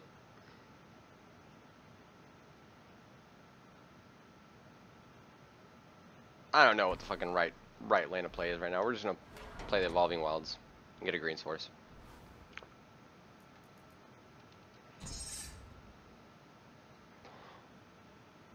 And I have a lot of 1 white drops, so if we get like an Expedition Envoy or something, we can play around that 1 white drop, and or the. That was a pretty big profit from your 70 purchase. Yeah. Yeah. Let's see. Oh, and we've got double now.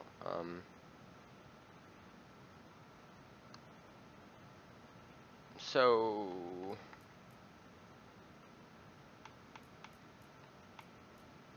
Alright, we're just gonna...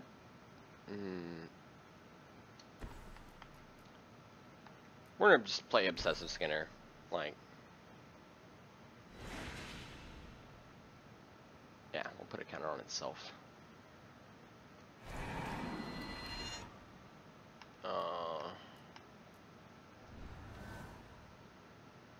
Let's see here.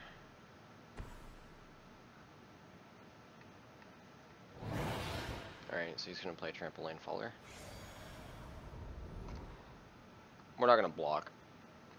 And if he blocks me next turn, then... What kind of deck is this? This is white-green humans. My own personal janky shit. Well, I mean, it's not really jank, it's just a home brew, I guess. Oh, this would be funny. This would be really funny. So we're gonna play a green. And we're going to play Obsessive Skinner. And then we're gonna hold up a Blossoming Defense, because we're gonna pump up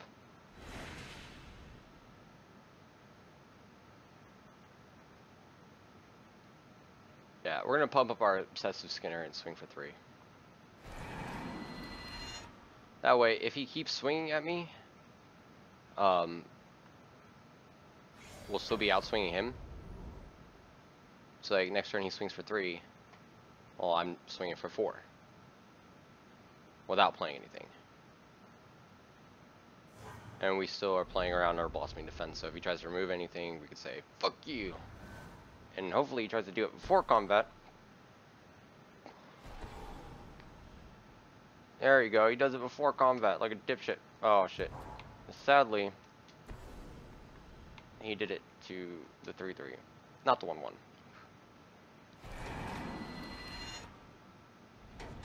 Nope.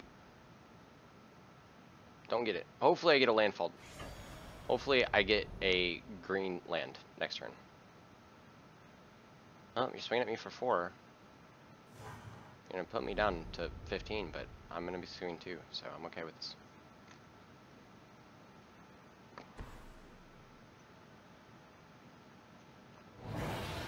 Ooh, he's got another burner.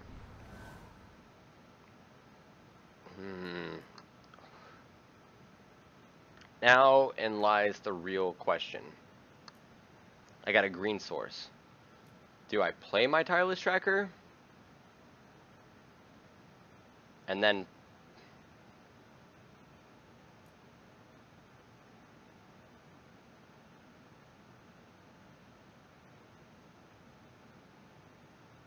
If I play my Tireless Tracker and I play my planes, I'll get a value, like a little bit of value from the Tireless Tracker, but I won't get... I don't know. I don't know what to do here.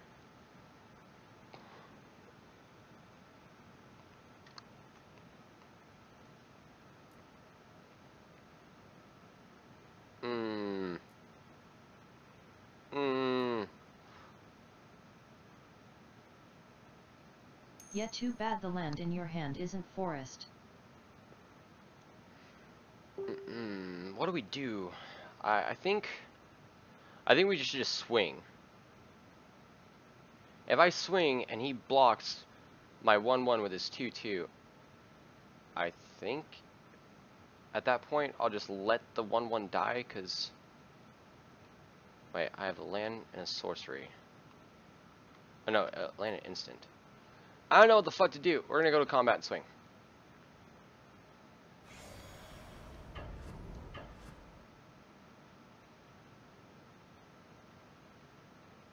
Like, I know he's gonna sack.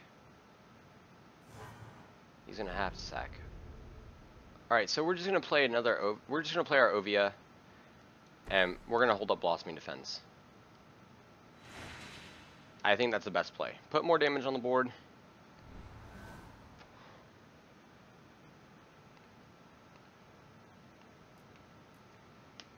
To where we're still gonna be outswinging. He's gonna want to remove something. He's gonna have to remove something, because I'm still out damaging him.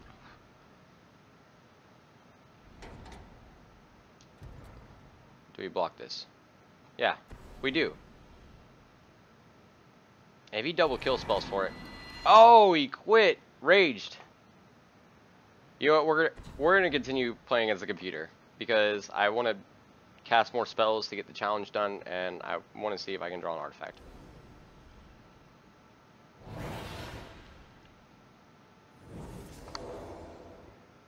computers are so GG. stupid. Computers are so fucking stupid. Oh, that's even better. Now, here's the question. Yeah, I swing with everything. Swing with everything right here. Reduces board state to pretty much nothing. Rage quit on your counter.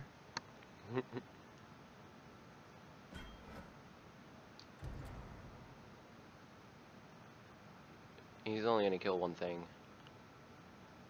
Oh no, he's gonna kill both. I'm still okay with this.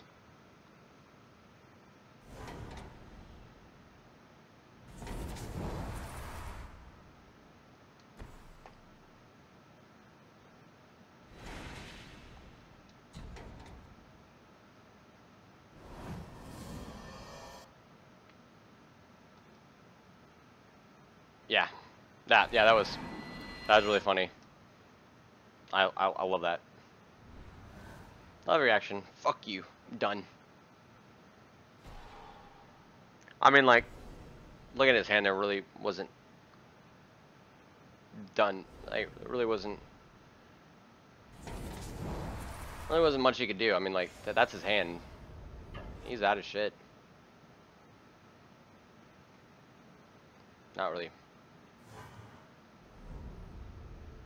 Not really much he could have done. I mean, especially against this deck. Like, I've got too many answers, and I've got, like, shit tons of lifelink in this deck. Like, aggro is really at a disadvantage for me. Against me. Not for me.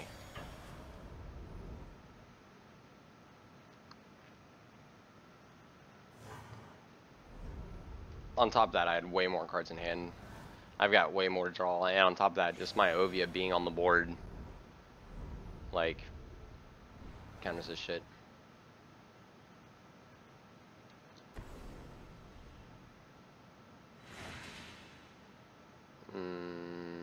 Yeah, you swing.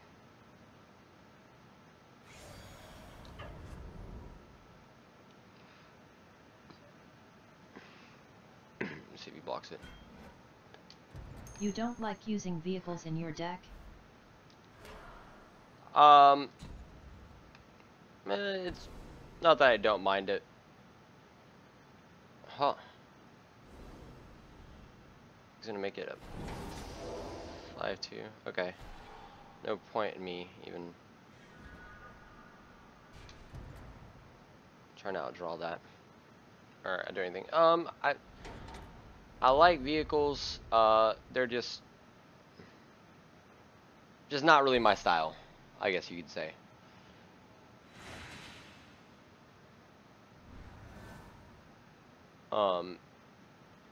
I just think there's first of all, vehicles is like one of like the overpowered things right now, and I don't like playing.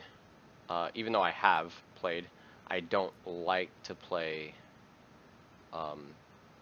those more. I don't know how you would what you would call them exactly. I don't like playing like the overpowered like using meta. those just to make sure sweepers don't really hurt you as much. Sweepers really honestly don't. Like, with the recursion in my deck and the amount of card draw that I have, like, I pretty much can tell, like, as long as I'm smart and I don't like throw out my entire hand, and especially whenever I know my opponent could have a sweeper, like, that I'm fine. And basically, as long as I'm an idiot, as long as I don't be an idiot, I can handle everything just fine.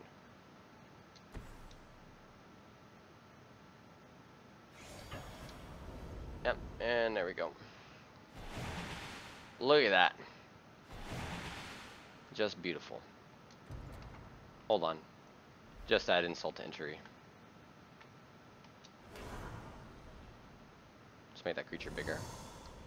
Make them all 4/4s. 20.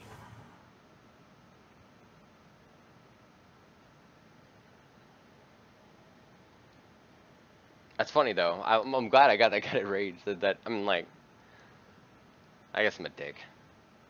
Like, whenever it comes to like certain things, I'm very humble.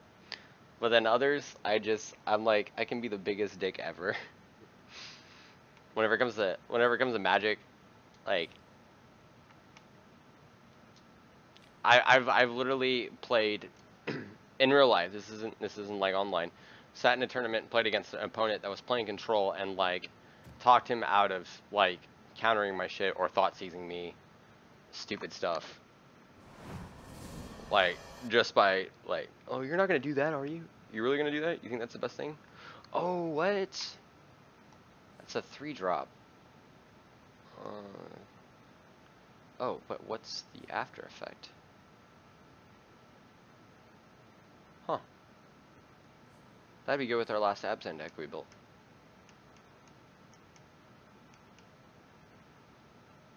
That's pretty good.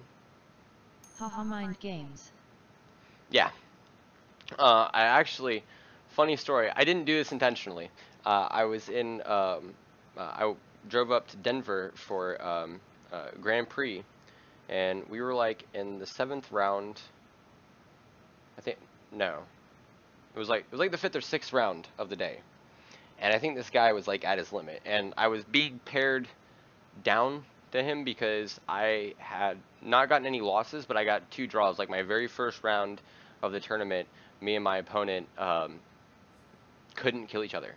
Like the whole hour, like the 15 minutes we have for our, matches, whatever.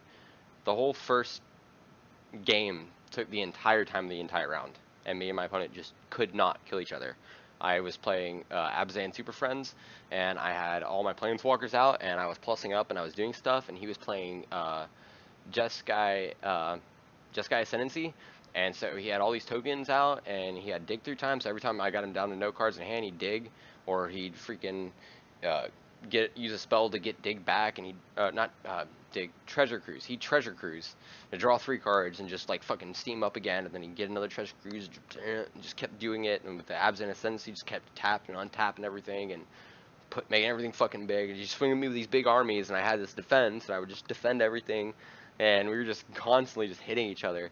We didn't lose, so we get in like the 5th round, and I've got 2 draws, but no losses and 3 wins. And I was playing against my opponent, and we sat down, and I'm already like, especially with Magic the Gathering, especially like, I know I just said I'm a dick, but like whenever it comes to like playing in real life, I believe that there's a lot of karma involved with Magic the Gathering, and like I've had tournaments where I'm playing like red green aggro, and I can kill you turn 4. I actually beat one of my buddies, James. He had played in Grand Prix San Antonio, and he got into the top 8. And everybody was like, "Oh my gosh, you're a big pro, whatever." And then I went to a tournament with him, like a few weekends afterwards, and he kept a 7-card hand playing Abzan, and I mulliganed to 3, and I killed him turn 4, and he didn't do anything to me.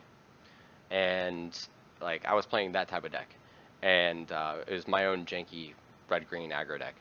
And what happens is like, during that entire time, I'm humble, like whenever I'm there, because like that deck, it was extremely aggro, and I had like one day I had a buddy that came out, and he was like, "Hey Enrique, you're gonna go the guy I saw the pairings, next round pairings, and you're gonna be playing against this guy. Be careful, he's playing blue-black control." And I laughed, and I was like, "Blue-black control? Are you kidding me, dude? I'm playing red-green aggro. I can't lose this fucking deck. Like, have you seen the matchup? Do you even know what the fuck you're talking to me about?" Like, I mean, like, I wasn't doing it like to be an asshole to him, but I was like, I got this.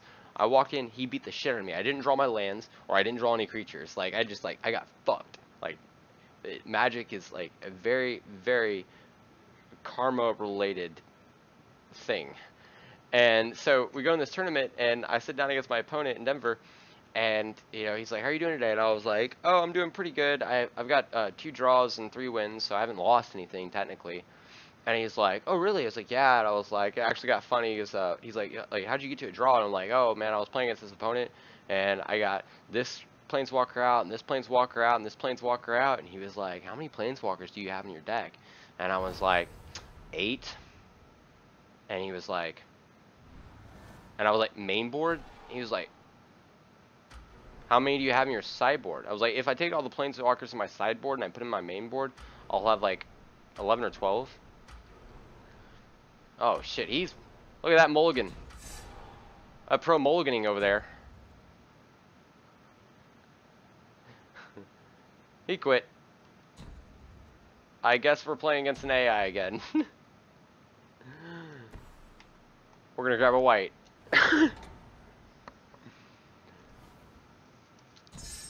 That sucks. I mean, it's funny, but it sucks. Like, you just fucking, I'm done.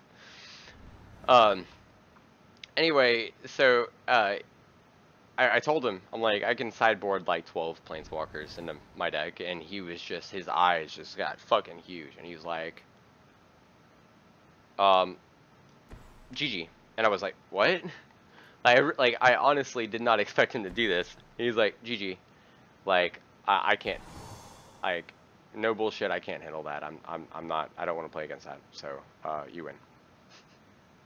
And it was actually kind of funny because I went there, me and 3 of my buddies carpooled to the tournament, and one of my buddies, like, we were both in the, we were both really competing. We were trying to get up there, and my buddy's like, bro,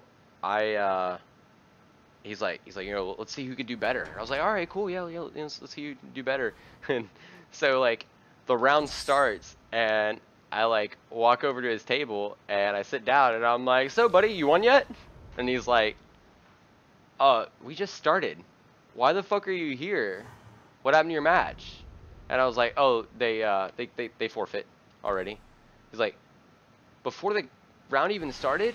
How does that happen? And I was like, oh, I told him how many planeswalkers I had in my deck. He said, fuck that, and he quit.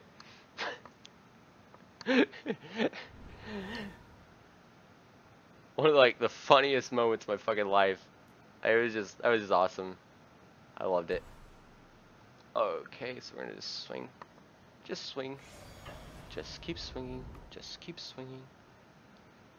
Dude, the blossoming defenses love me. The one land hand loves me. Oh, it feels bad though. It kind of sucks. Like, you kind of want to fight an opponent, not just, whoever or nobody. This doesn't mean really isn't a fight. He's got a selfless. Intimidated that guy to a forfeit. Yeah. Pro strategy, bro. Pro fucking strategy. If you think you can't win, just tell your opponent that you've got this many planeswalkers in your deck and make him quit. Play that, get the Renegade Rallier, bring it back. Because fuck you. That's why.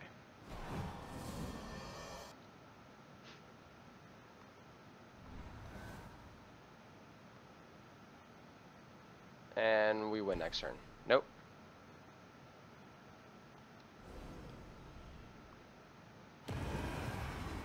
Not GG yet. Almost though. Cause I pretty much got like no removal in this deck. I don't think I have any removal in this deck at all. Like, that's the one bad thing about this deck is I feel like it's too good. Like, without removal. Like, the shittiest thing is like when you're playing against control as an aggro deck and you draw removal and your opponent is playing like nothing. Like back whenever How often do you stream Magic Duels? I haven't been streaming it very often before, but I plan on streaming it very often. It's one of those things where I love playing Magic, and I like playing League of Legends. Like here within like next probably hour 20 minutes, so I'm probably gonna jump on League, because I really like League. But I plan on streaming a lot more Magic here in the future, and I'm sorry I don't have a schedule, because I'm bad. But I will be posting one. I've got a buddy of mine that plays League of Legends with me, and I don't know, I haven't heard from him in a while, and I want to basically figure out like what times he'll be able to do ranked with me in League of Legends, so that I can basically post my schedule working around his. So whenever I stream League of Legends, I'm mainly just going to be doing ranked, or and then just every now and then playing on like one of my Smurf accounts, or yeah, leveling up my Smurf account, or like if like every couple days you're able to get a chest or something. So I'm gonna play a little bit for those, but mainly I want to kind of stay off of League of Legends because I don't like the League of Legends community as much, even though the League of Legends community is the way for me. Like in my opinion, it's gotten me the most viewers and the most traffic on my channel.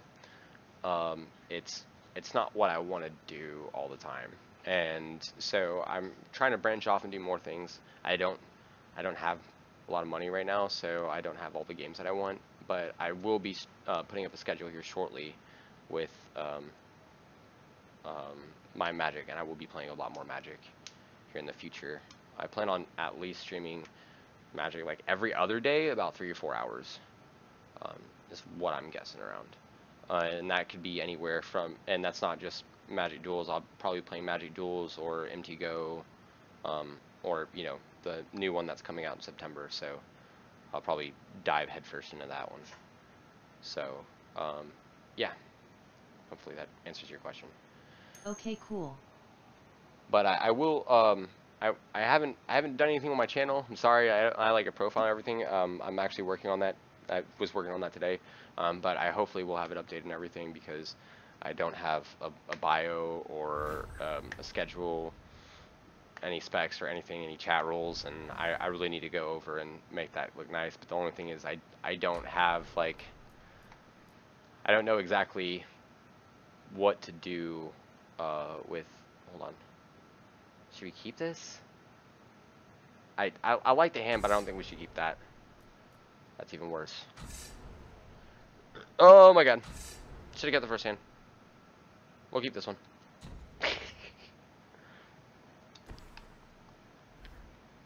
Holy shit, I do have removal in the deck. Huh. I think I got that just for flyers and for like Are you going to get afflicted with Twitch? I think you mean affiliated, like the Twitch partnership. I want to. No guarantees, of course, but I would. That's ultimately what I would like to do, is get a Twitch partnership. I actually want to do this full time. It's gonna take forever to get there, but Yes. I play video games all the time, and my ultimate dream in life is to do something that I love doing, and do it as a career. And I can never do that. Are you fucking kidding me? 3 lands. There. Oh god. Huh. Well, that fucking sucks. Excuse my language. Let's filter our deck even more.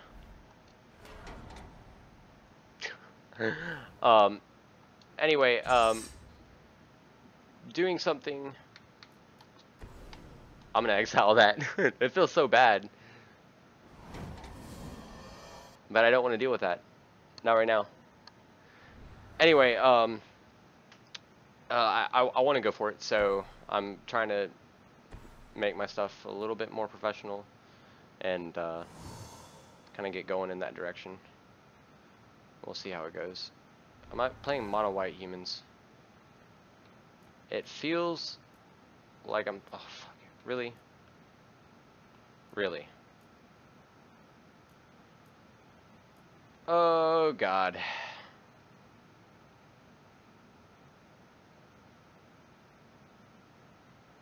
You know what? I'm gonna do it. I'm gonna do it. I hope they don't get rid of it.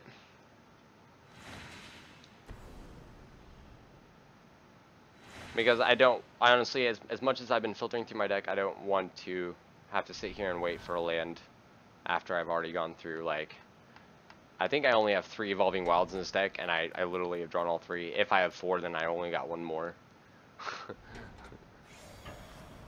And I'm running 22 lands in this deck, and that's 3 plus the 4 I have, so I've gone through 7 out of my 22 lands already.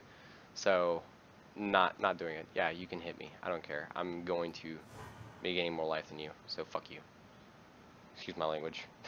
Like I said, little bit on the aggro.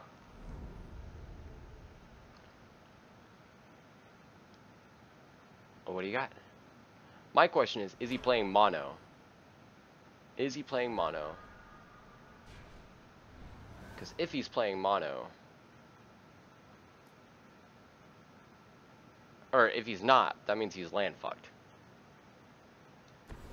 And I don't mind that. You know what? We're gonna play Laner Scout,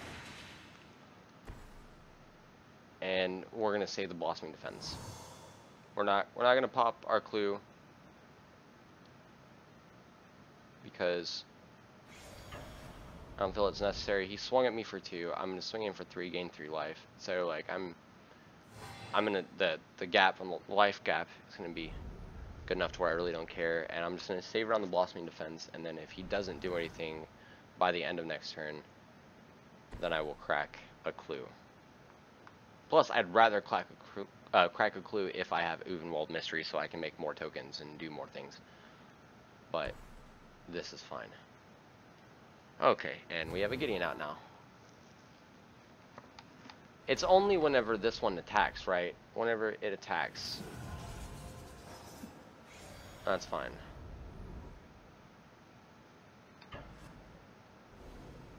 There's one thing I really hate about that Gideon.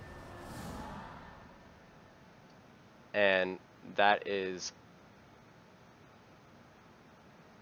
Should I block it? No, I shouldn't. I should not block it. I'm just gonna take it. I was thinking about blocking it and blossoming defensing it so I lose a creature, but there's no point in me to be offensive. Or defensive. Not yet, anyway.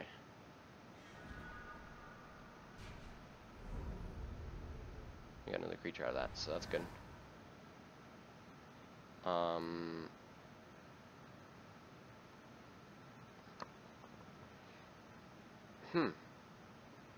Alright, so here's what we're gonna do. We're gonna play Obsessive Skinner. And we're gonna put a +1 on our Lantern Scout. So basically, Gideon's gonna die, and it all depends on him on whether he wants us to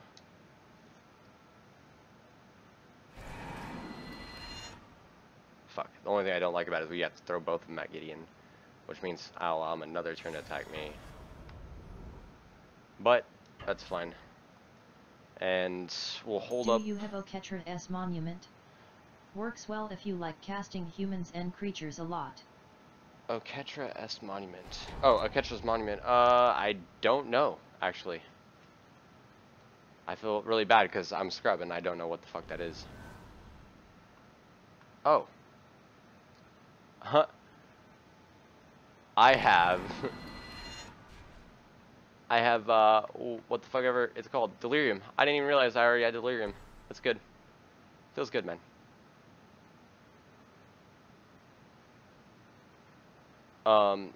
Yeah, I don't know if I have the Monument or not.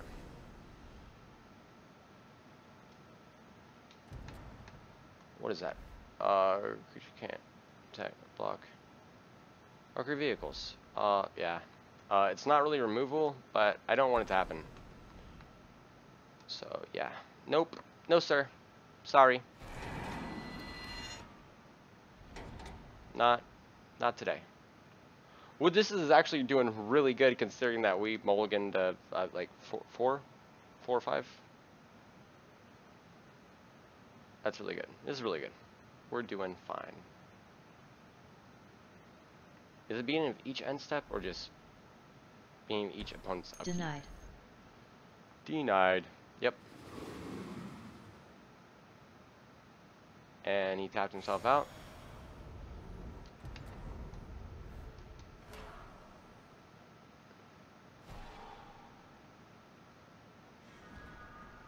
Huh.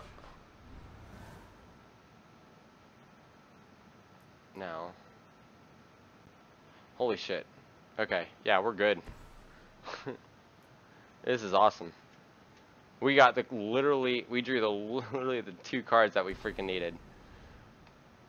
Because I'm gonna have enough to pump him up. Wait, maybe not. 5/4. If he does that. No, I don't. Damn it. I don't have enough. This is still fine. I thought we had enough to where we could still swing with the tireless tracker without losing him. But he's gonna be a 5/5. Like the only way I could have done it is if I didn't cast the Uvenwald Mysteries, but I'm going to. Like the Uvenwald Mysteries being there in case he removes anything is way better. And we're going to put it on him again.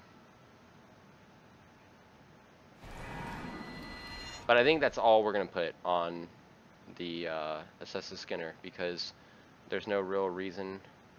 I don't want to make him big and then make him a target if I can keep making other things big and other things a threat. Or even more of a threat than they already are. You gonna make tokens? Nope. He's gonna give himself a 5/3 vigilance, motherfucker. That's fine. That's fine.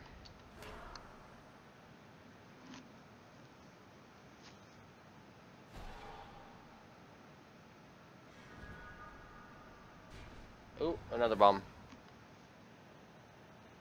Bomb.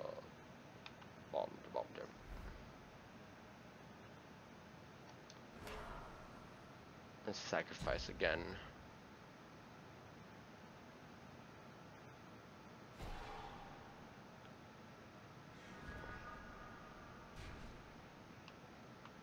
Nice. Alright, so we're going to play the Hanwar Militia Captain.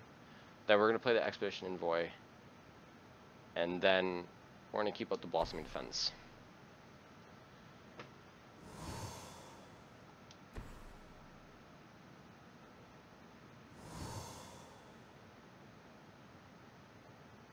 Now, here's the thing. If we do the +2/+2 on him, he'll be a 7... No, he'll be a 9/8.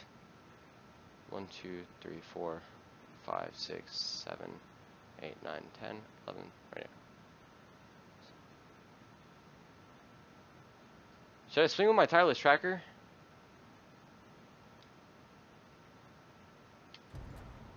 What do you think?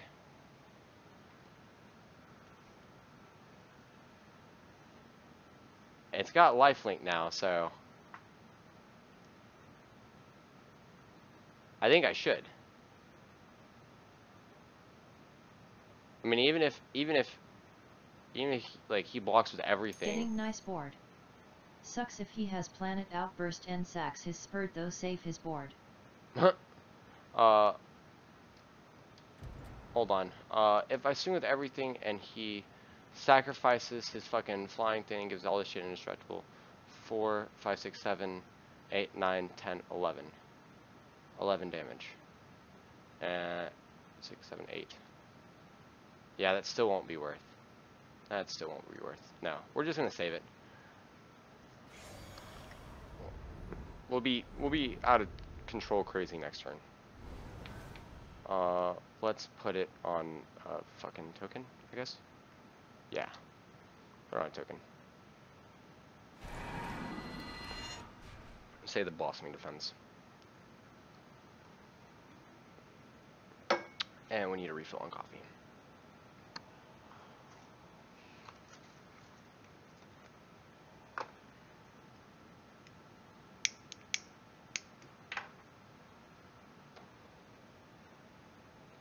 You know what really suck?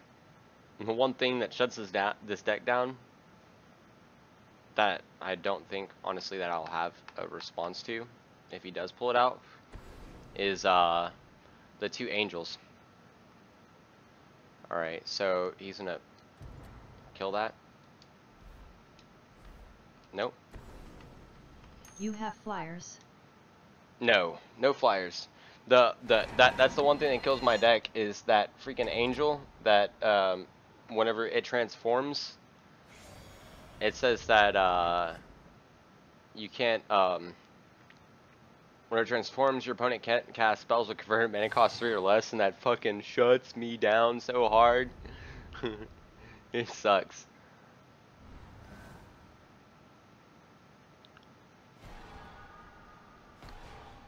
we got the flip. Alright, so we'll land. Let's get a token. Let's sacrifice token. Brisella. Yes, that one. That bitch.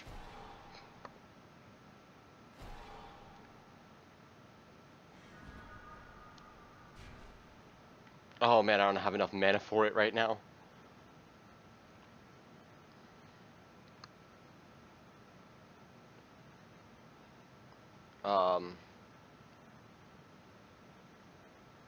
God damn, that sucks. I think we're gonna let him swing one more time. I think we're gonna play the PS Evangel and the Veteran Cathar. And then we might possibly be able to swing with our freaking 10-10 that we'll have.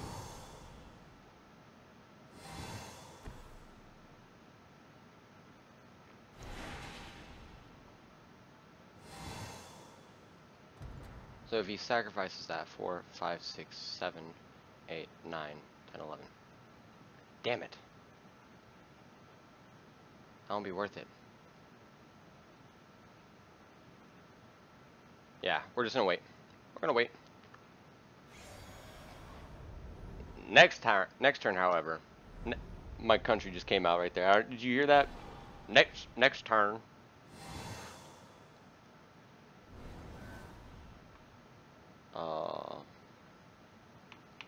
Let's just keep pumping up this one token. That sounds like fun.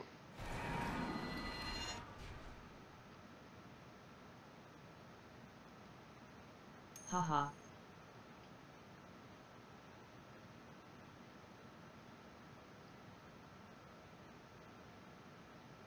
And if I draw an ally, oh my god.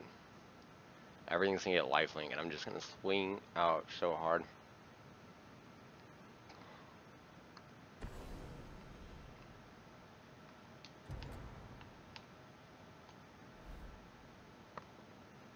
Was waiting for you to get out the banjo.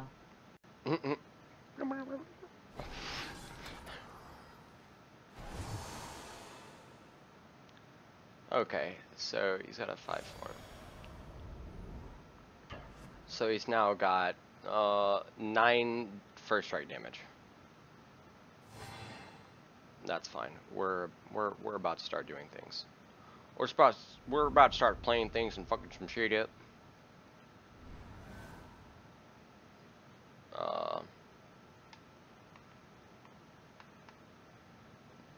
Grapple worth it? We don't have an ally, so not really worth it. But if we swing and we lose something, What's your removal? Declaration on stone? that's like, I don't know like how many different types of removal I have, but I think like that's like the only one. Tell you what, I think we should swing out.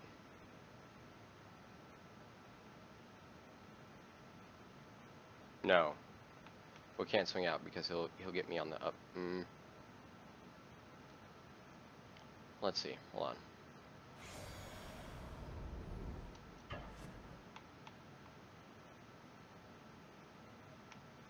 No.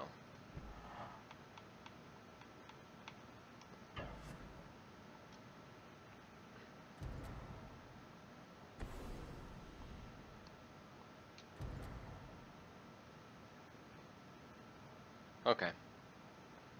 That's fine.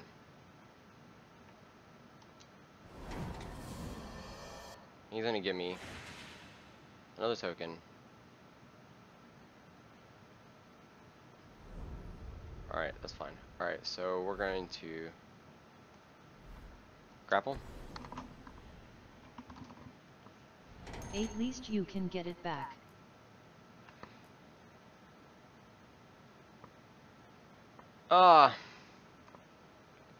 There's so much good shit now.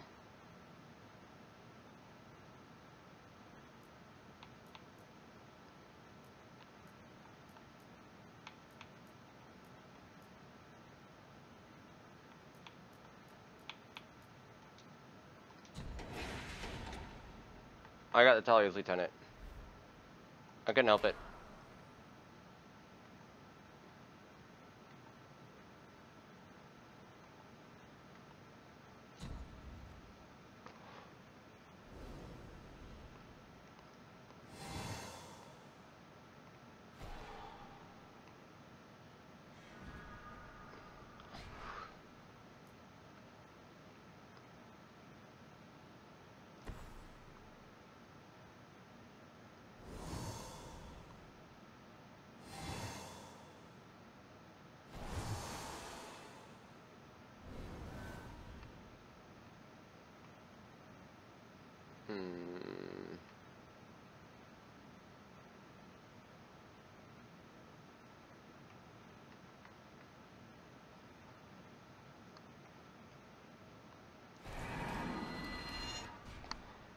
I probably should have gotten the Lantern Scout though, to be honest now.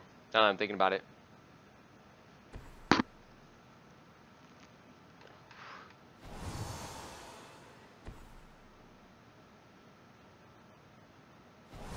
See, that's the messed up thing is he's playing the Consul's Lieutenant. He can deal a lot of fucking damage to me. Like, this is all in standard. Everything that I'm playing right now is current standard format. Everything in this deck. The only reason why he's getting away with it is because he's got... Oh, shit. Oh, shit. It's about to go down right now. It's like a creature's battle. That's exactly what it is, buddy.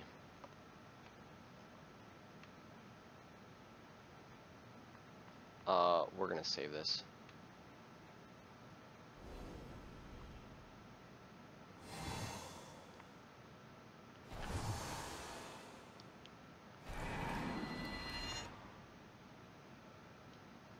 Combat. We're going in.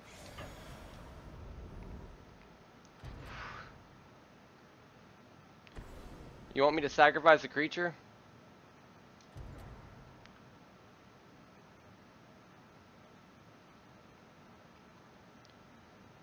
Nah, you get nothing. You get nothing. You're not gonna kill that. Not anyway. Not now anyway.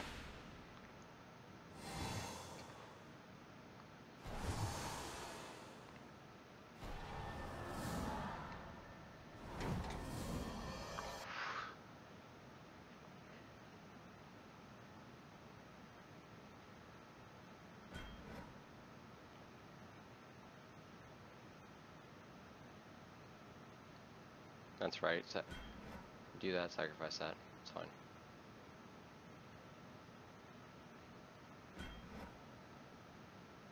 Okay, so that's gonna die.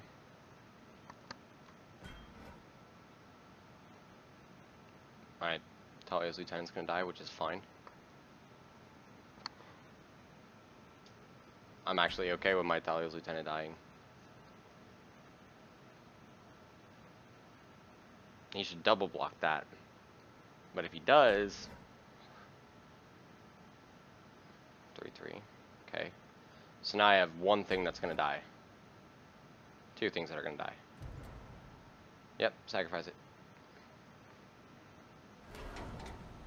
Bad thing is that he will only lose the spirit. That's still fine. That's still a good trade. I'm getting more creatures. Like, I for sure have draw power next turn. I lost 3 creatures out of that. Took myself out of the kill range. And I've got tokens out the ass. And I still get to keep my Tireless Tracker. And he's got 1 card in hand. And no draw power. This is what I call my friends GG. Both top decking now. No, I'm not top decking. I've got 4 clues. Top deck my ass.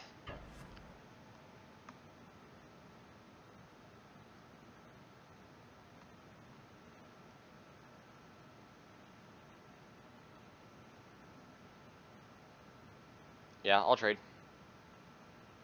Or should I? No, not gonna trade. Yeah, you can deal 8. Haha. 8 damage. Why do I care? Why do I care if your creature gets renowned?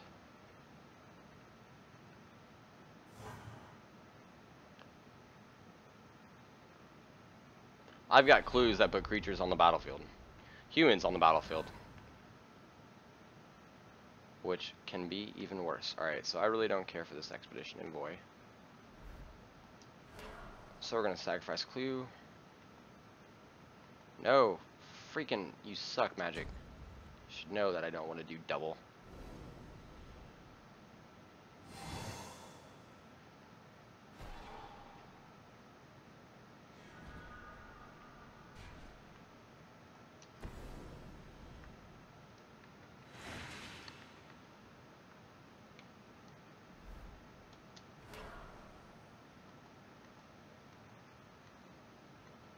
Ah, dog.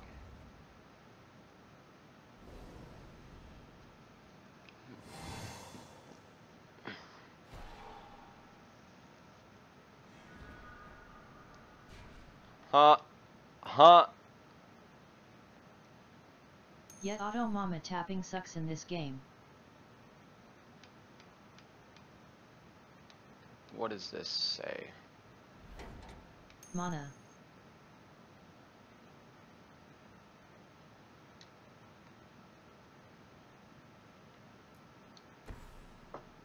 Alright, we're gonna play that. Just get the life trigger. And just go, we can use that and the tokens to escalate this.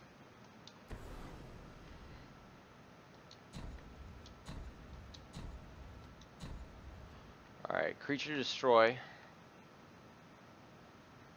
It's gonna be right there. Enchantment to destroy is gonna be right Kill there. and pump. Yep. Creature to tap. Let's tap that. Let's tap that. Woos! Coming for you.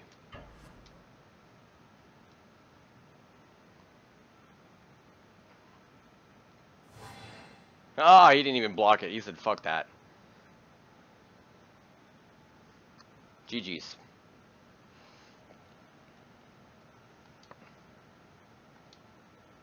Out of all those cards we drew, we still didn't draw and play one artifact. Feels bad, bro. Feels so bad. Let's see. So what was that card that you were asking me about? That if I had? G to the G. Hell yeah. G to the G. Like it. See, there's two or three different cards that I have in the actual standard deck that I cannot have because Magic Duels does not have it. I think this is stupid shit. It was dumb as shit. Oh, Catcher Monument. Oh, Catcher Monument. What color is it? Artifact land. I have Robin Inspectors in my actual standard deck.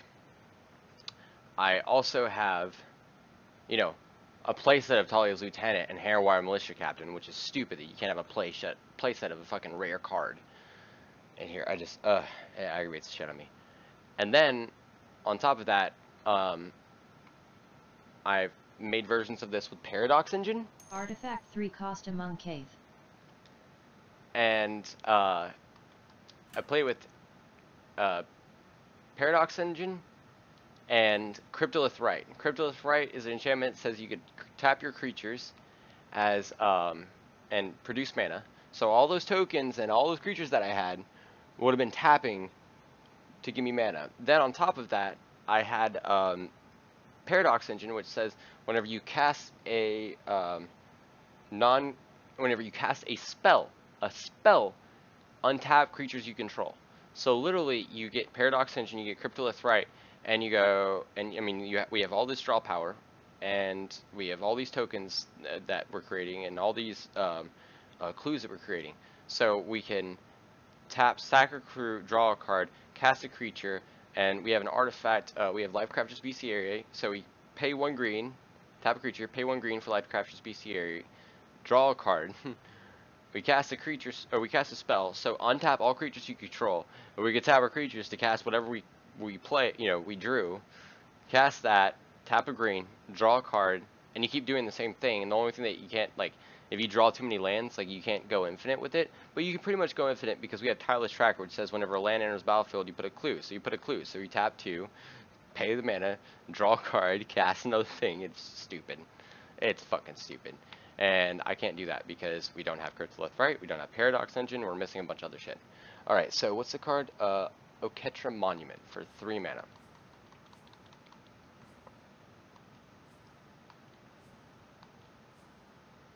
Okay, here's 3s. Alright, so Oketra Monument.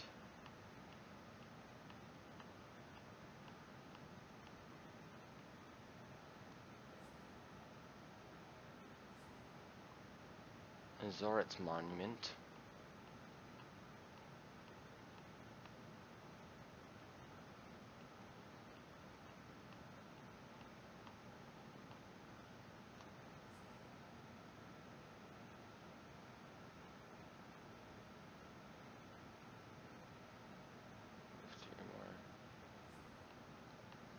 Nope, don't have it. Oh, it sucks. I want to see what card you're talking about now. You might not have it yet. Yeah, I don't have it. I haven't got that much stuff from Amonkhet yet. Yeah, I've only unlocked 12% of the set.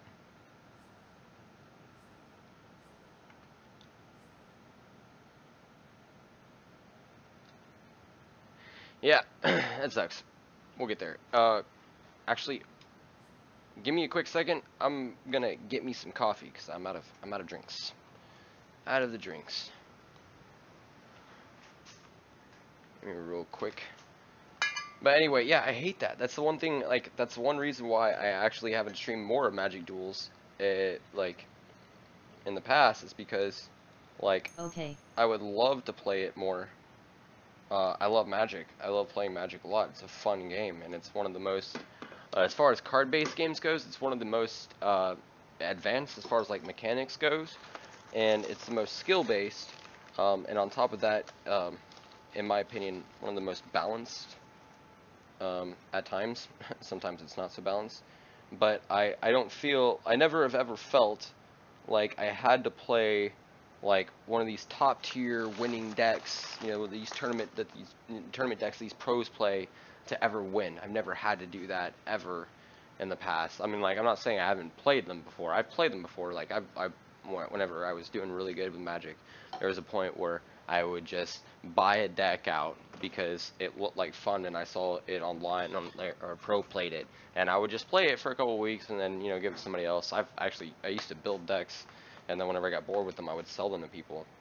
I don't do it anymore, but like used to. So, but like that's one thing I love that about Magic. I don't feel like I have to spend like play this one thing. I can always play whatever particular style I want to play. I can play like whenever I won that tournament for the Mox Jet, I love my deck because my deck had literally an answer to everything.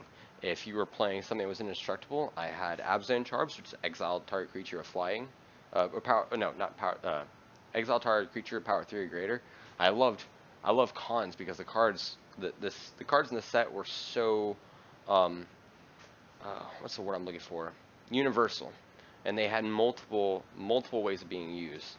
I miss cards like that because like I had that Absent Charm, which I could use it to exile creatures power 3 or greater. I could put 2+1/+1 counters on target creature I controlled, and so I can make my Trample Rhino bigger. I could use it as a combat trick to exile something, or to make my creature bigger. I could use it at the end of their turn to draw 2 cards, pay 2 life. I had Planeswalker Destruction. I had token removal because I had Bile Blight was standard back then. I was running 2 copies of Bile Blight. I had Murderous Cut in my deck. I had creatures that said whenever my opponent's creatures died, they went to the graveyard instead of getting exiled, and that was really big against reanimation decks. What am I looking for? I'm looking for my controller, and I think I put my controller over there. Rip. I had... Did you have Westvale Abbey and Citadel Castellan in that green-white humans deck? I had Westvale Abbey. I'm running like 2 copies in the deck. 3 copies in the real life one. Citadel Castellan. Not sure what that is. I don't have it in the deck though. Let me instead of asking you or waiting for the response, let me search it up. Citadel Castellan. And Duskwatch Recruiter? Duskwatch Recruiter. Give me a second. That sounds familiar, but I don't remember what the hell it is. Give me a second. Citadel and Castellan. No, I don't have Citadel and Castellan because it's just first of all, it's not standard, and everything in that deck, everything in that green white humans deck is standard. And Duskwatch Recruiter. Let me search for that one quick. Duskwatch.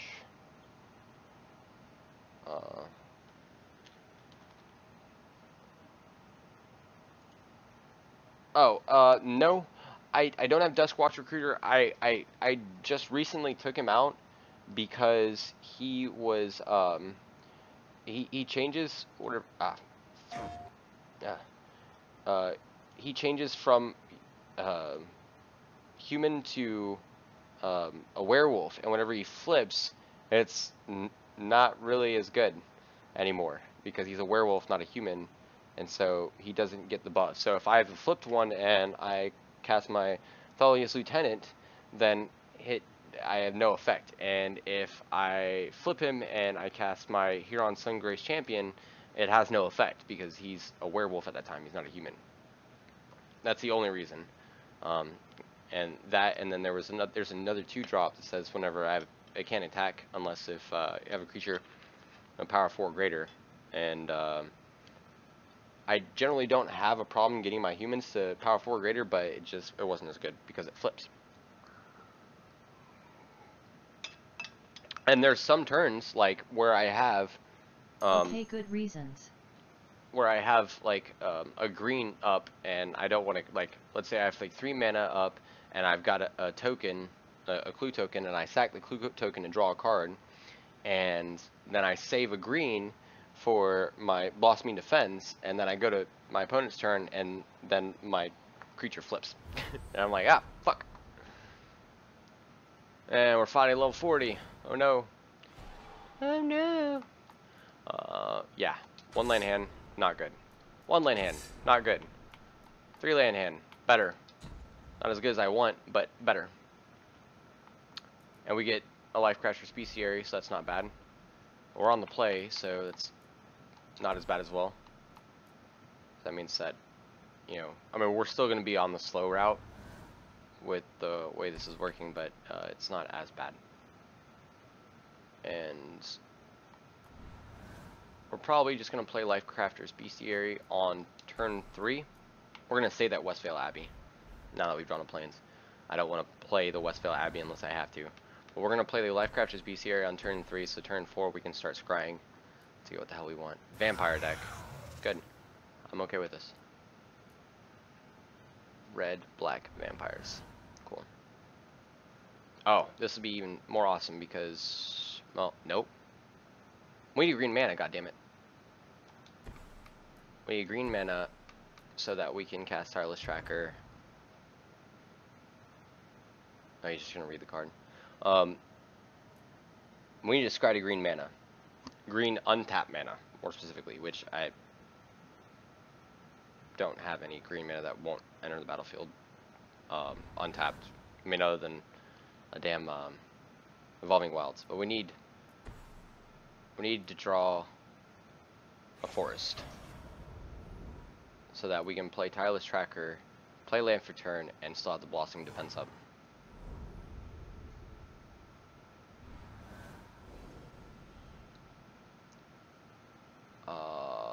Bottom. There we go. Exactly what we needed. No trigger.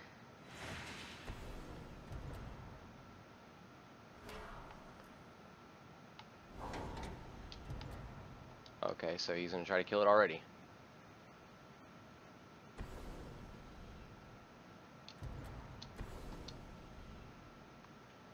And if he double kill spells for this, I'm definitely okay with it.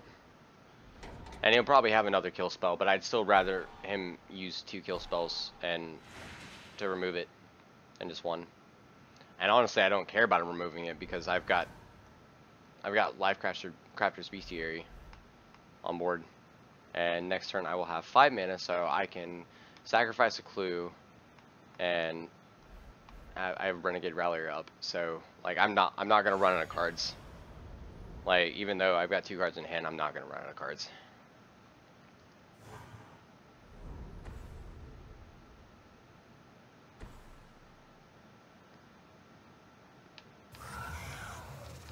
Alright, so what do we got here? We got a 3/2 Flying Vampire that won't flip anymore, and a 3/3 mana. There's so many better Madness cards that you could have played. And we're gonna scry. What do we want? No, we don't want to fucking land. We gotta land anyway. I'm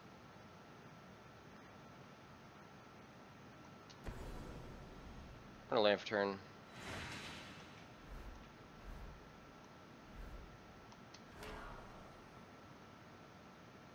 Yeah.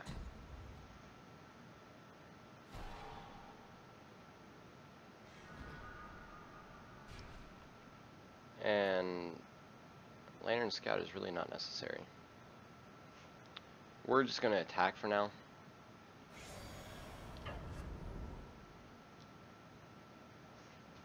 And if you think they will ever update the look of Mchko? Huh. I know, right? I think they will. I don't know how long it's gonna be till they fucking decide to, but I think they will. They should. No doubt. So I got 2 things on the board that he wants to be removed. And it's kind of like a whiff on that Lantern Scout because I know he doesn't want, like, I got no value out of playing it first, but I couldn't play the Lantern Scout and then secure my Tireless Tracker's life. So it's fine. He's anything in his deck. He's still got 3 cards in hand and 2 mana.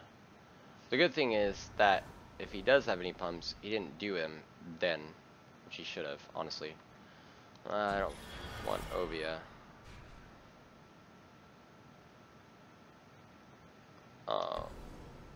Now we're gonna play Westvale Abbey.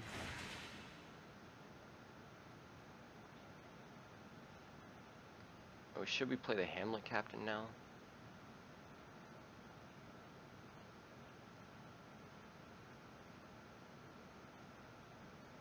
What do we do here? I think we... Yeah, I think that's what we do.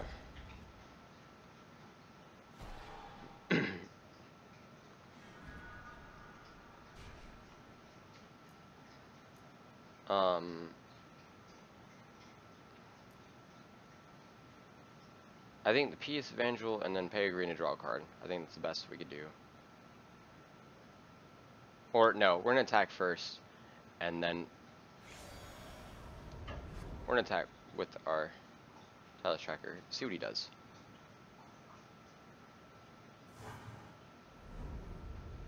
Okay, so he didn't do anything, so we're gonna cast Pious Evangel, and then we're gonna pay 1, draw a card, and gain a life.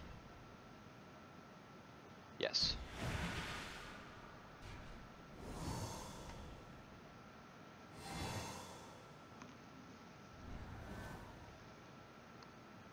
One, 2, 3, 4, 5, 6, 7, 8.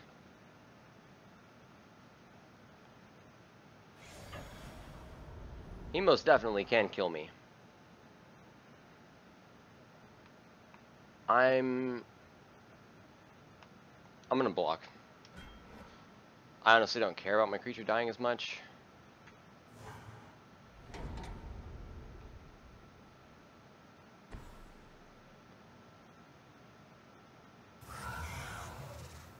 still got fucking 3 cards in hand.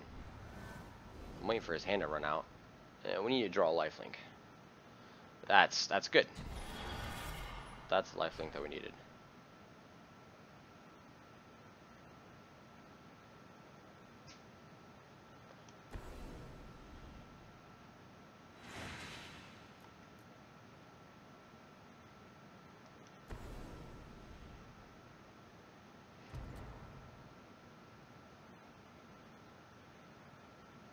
Oh man, he's gonna kill it. He's gonna kill my Lantern Scout. No? No.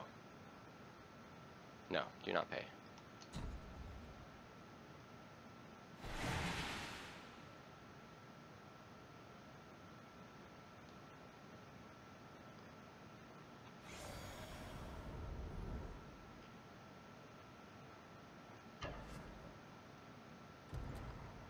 He's got a murderous, fucking, what is it? No? He doesn't.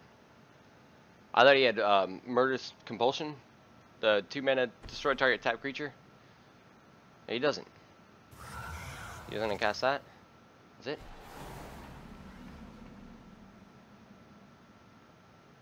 I can pump it up to 6.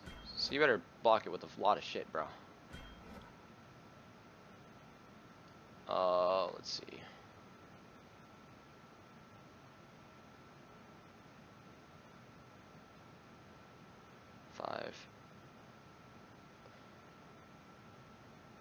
Yeah, there's no reason to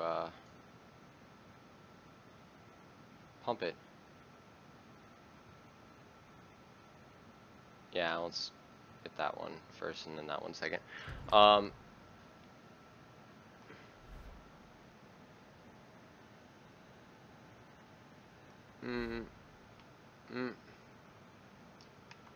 Okay, so we're gonna sacrifice this, draw a card. See if we can draw Blossoming Defense. Or any type of pump for that matter. Nope. Yeah, there's really nothing we could do here. We're gaining 6 life and taking out one of his creatures, so I'm okay with that. Now, we're gonna cast Hamlet Captain.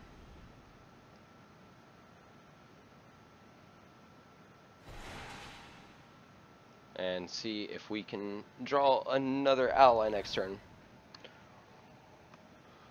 So what do you think? Do you think I got this?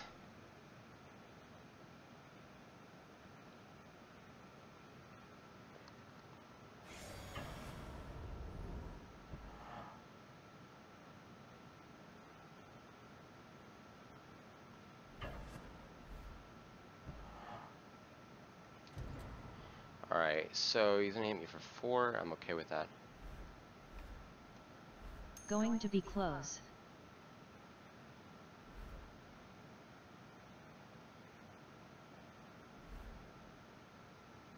One, 2, 3, 4, 5, 6, 7, 8, 9, 10, 11, 12, 13. I don't think we block here. We don't block.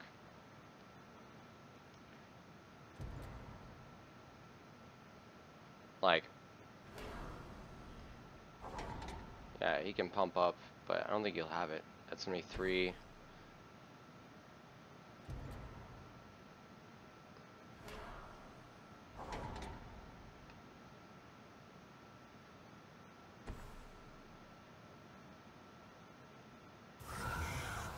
Alright, yeah, he's gonna catch Ovia. Yeah, that's fine. I mean, it's not fine, but he's not killing me right now, and that's the good thing.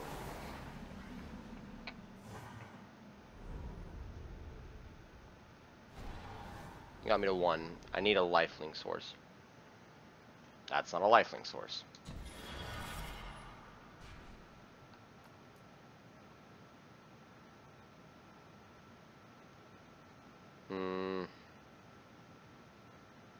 I think we're pretty fucked right here. Because I don't really have anything in the graveyard that I can bring back for the Renegade Rallier. We're gonna have to sack this.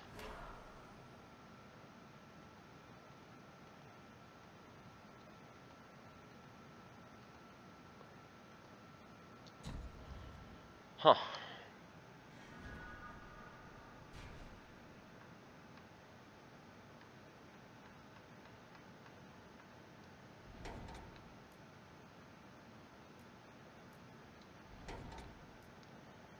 We could bring back the Lantern Scout.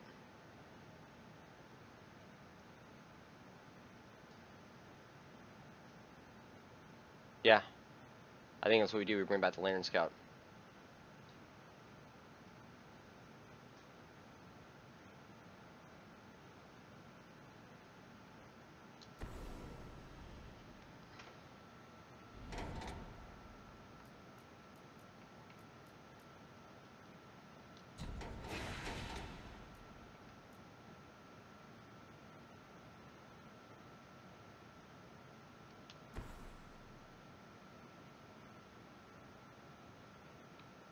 Even then, that really doesn't do anything, does it?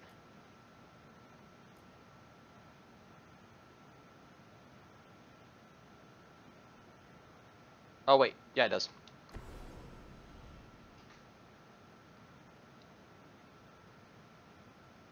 No. No, we're dead.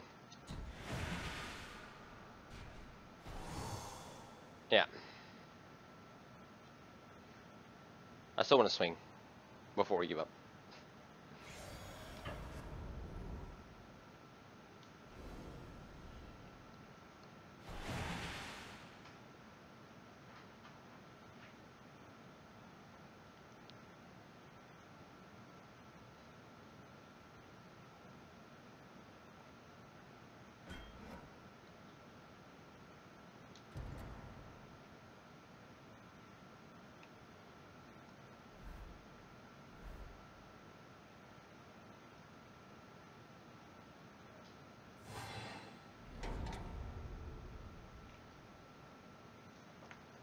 You win.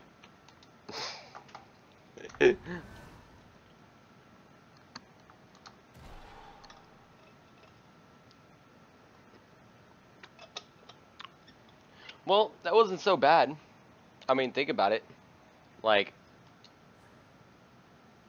out of all those games, we only lost one so far. That's not pretty bad. That, considering my magic luck, that's not pretty bad. That's not that bad. I mean, Omega, how many games have we lost so far? Or how many games have we played in total? Do you think? Do you know?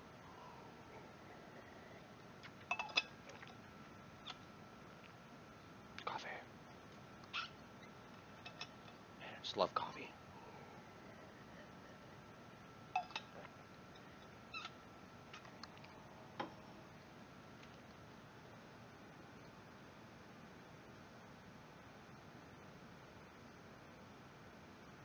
We played the Madness deck. We played the Absent deck. We played a Humans deck before that. Then we played like 2 Humans.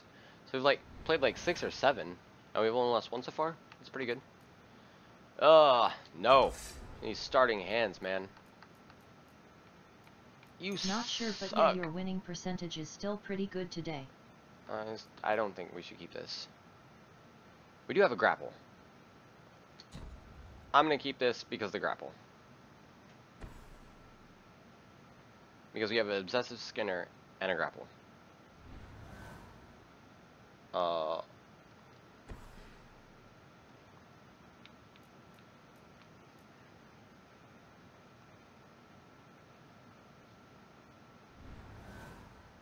And we've also got a Renegade Rallier, so we can wait for them to kill something on my turn and then, or try to trade and then bring it back. Whatever the fuck they decide to try to trade with. That's like my favorite move. Is like have something turn, like on turn 3 and swing, and they just put out a blocker, and then whenever you swing, they gonna have a response.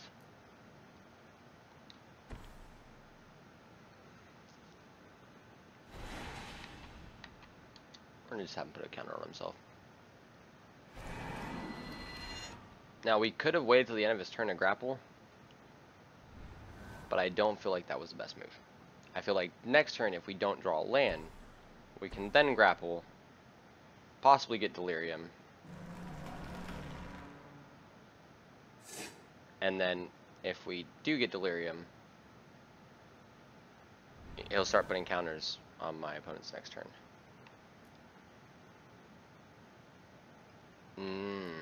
Interesting.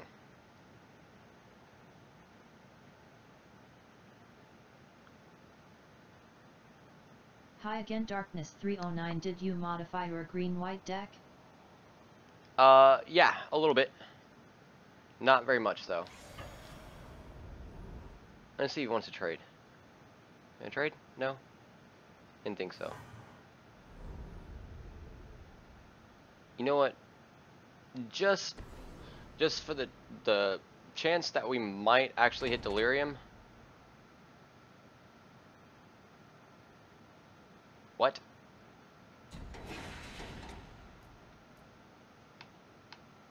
Do we have Delirium?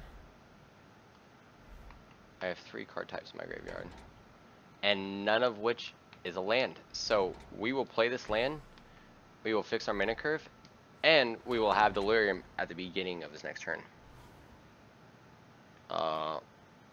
Did you put a Johnny? No, I made another deck with a Johnny in it, but no, I did not put a Johnny in my deck. Let's see.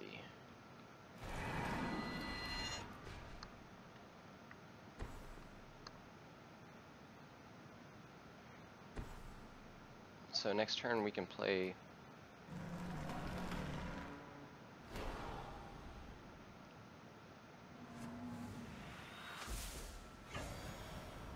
Okay, so we need to start going wide. I don't know why. You got double Nissa. Why do you have double Nissa in your deck? You have to get rid of one of them. Oh, yeah, we're gonna get 3 wide.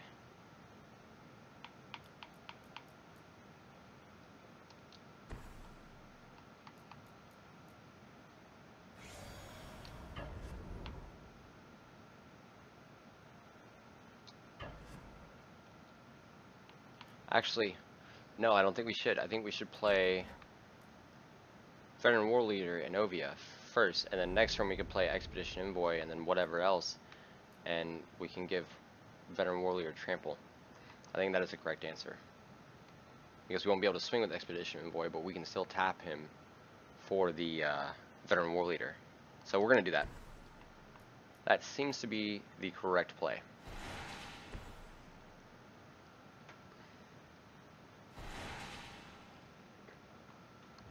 And we have a 3/3.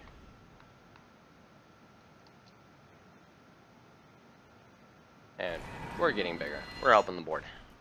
It seems really good. And if they get rid of anything, we always have Renegade Ralliers as well. So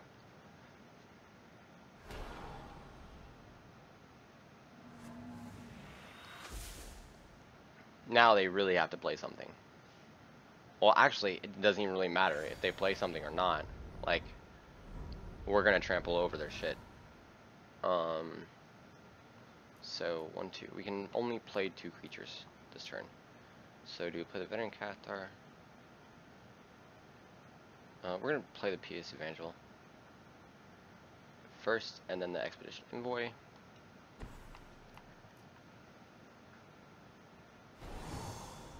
You got Delirium quick. Yeah, that was turn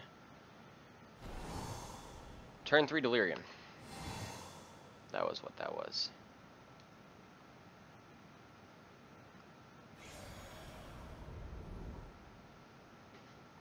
We're gonna swing this at Nissa, and we're going to swing the rest at her.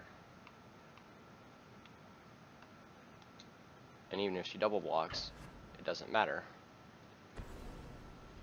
Oh, just make me sacrifice a creature. Bye-bye, Ovia.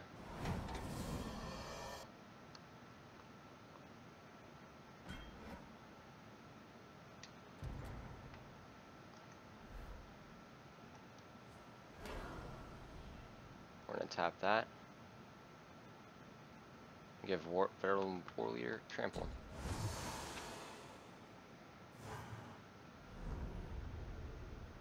So now she can plus up and put like one counter on Nisa, or she can.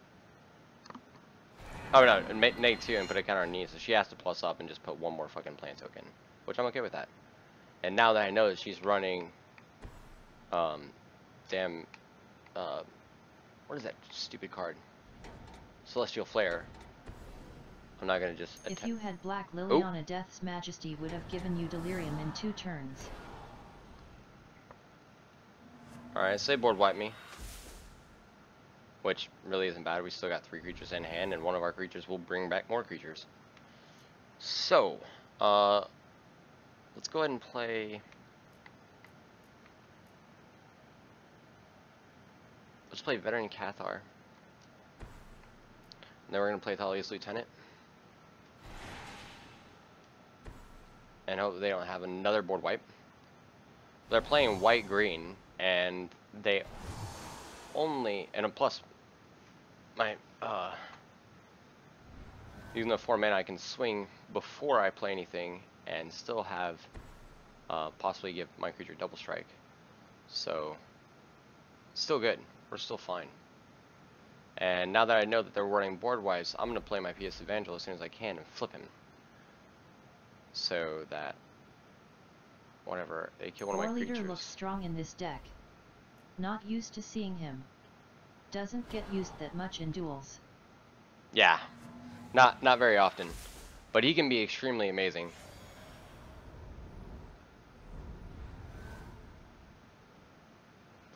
Oh man, we got a tireless tracker. I want to play him.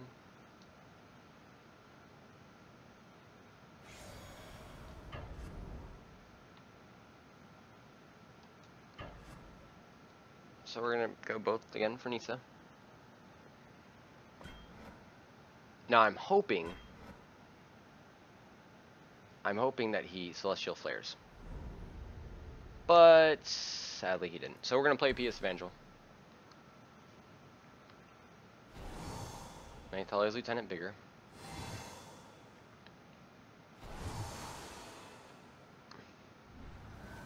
Still got cards in hand.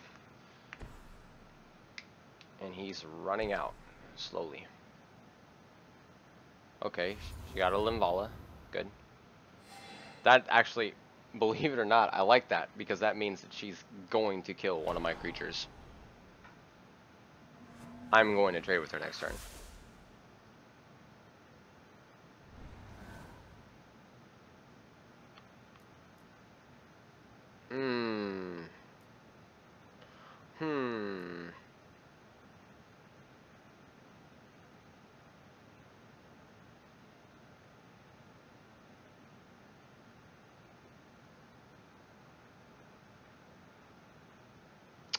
She definitely doesn't have a board wipe now. Not right now, anyway. I'm trying to figure out whether I should play a Tireless Tracker and then draw another card.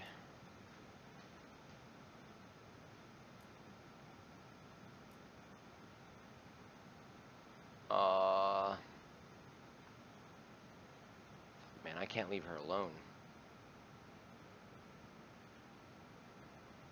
It's gonna kill too much. If I don't do anything.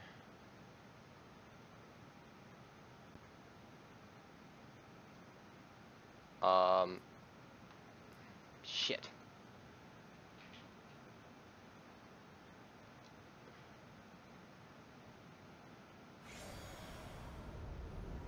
Do you have MTG bot?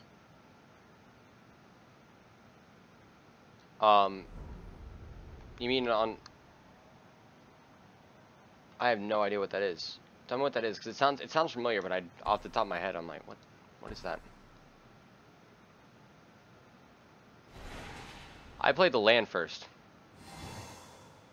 Holy shit. Wow. Guys, we were supposed to not play like fucking scrubs. What am I doing with my life?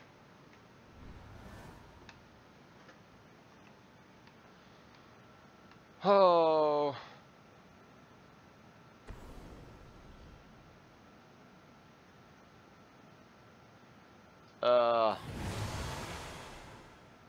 I hate angels.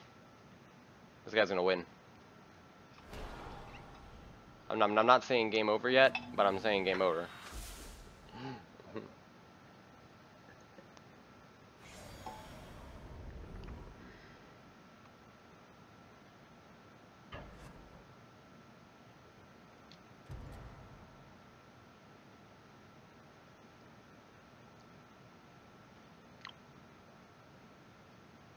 What the fuck do I do right here?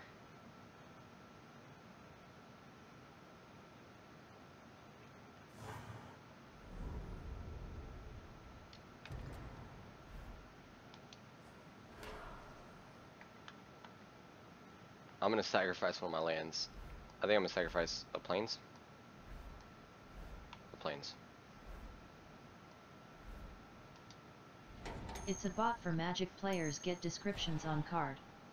Did he ramp? He seems to have a lot of mana out. No, he didn't ramp.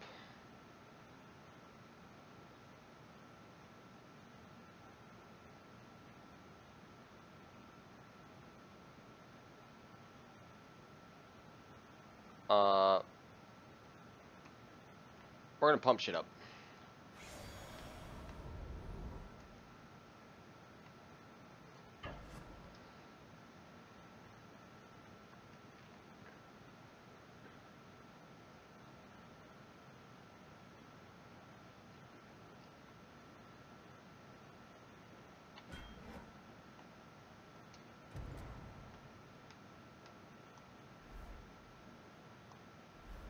Okay, so he's gonna let me kill his Invala?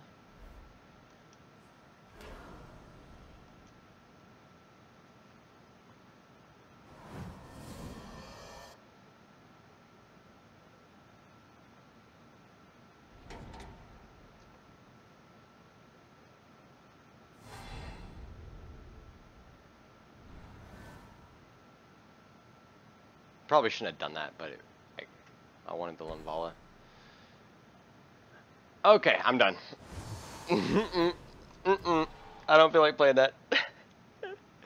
Oh, that was nasty. Alright, so we're gonna do one more game before I switch and go to League of Legends, and I'm gonna probably go to the store to get some cigarettes. I'm gonna play another deck that I made, Abzan Revolution, and it's pretty stupid. Pretty stupid. It's been a while since I played it, but it was pretty freaking ridiculous.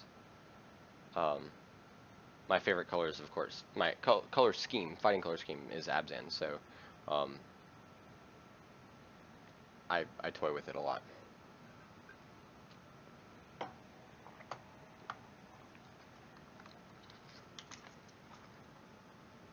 Shut your mouth. Shut your mouth. You come see me? Come here. Come here, boy. Here's my baby. My baby. Where's my good boy? Alright, go play. Go play. See what we got here. Holy shit, no land. There's land. Alright,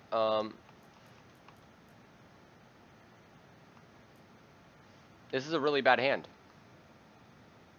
But it's got land, so I'm gonna keep it. Because I know Magic. Where do you go for deck ideas? I go right here.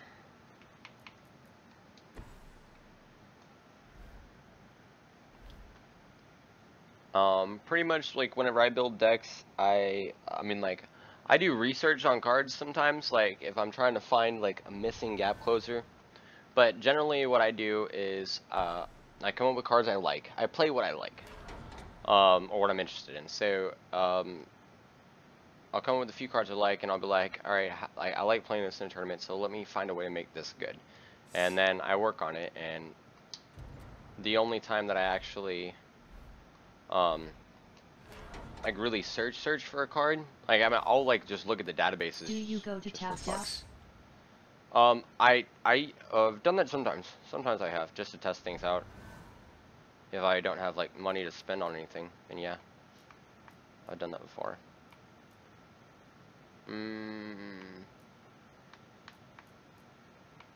We're going to cast this and then this, and see what we get. Oh my god, a god, the fuck? What is this magic? I wasn't talking to you. Go away. Go away. My dog came over. He was like, "What? You talking to me?" No.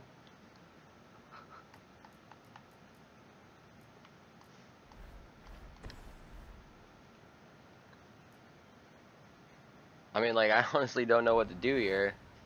I'm not. Oh god. It feels bad, bro. It feels so bad.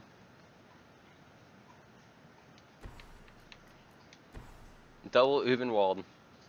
Whenever I get creatures, oh my god, things are gonna happen. I don't know what exactly will happen, but things are going to fucking happen. Just FYI, I haven't played this deck in forever, and that seems really bad.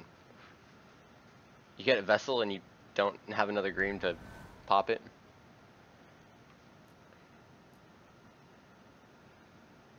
Guys. What is going on?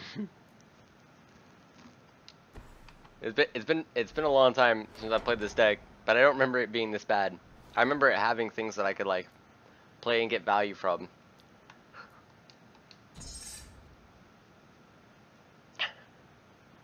This is ridiculous. I've literally played nothing but enchantments and lands.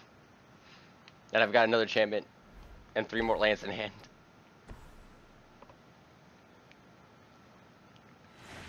Apparently he likes to play enchantments too.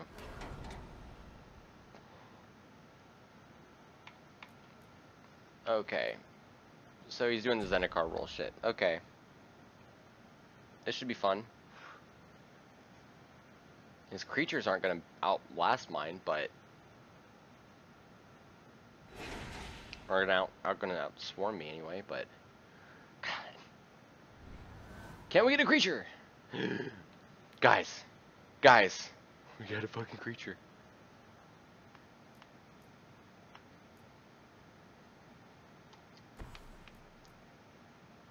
And guess what?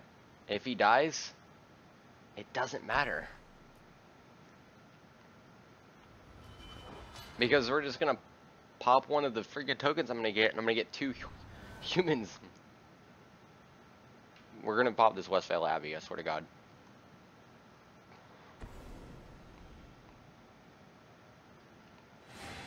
I wonder if he has one of those, whatchamacallums.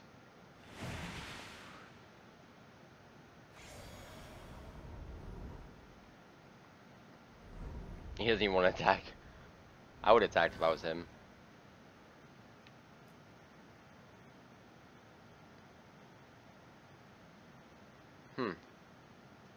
Interesting.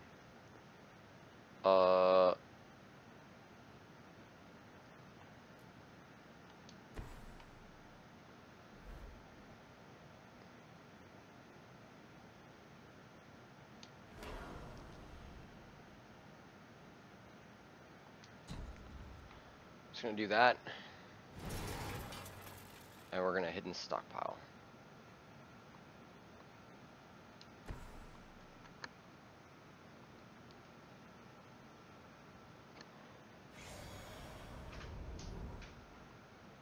And we're not going to swing with him because we want servos and Thopters to get +1/+1.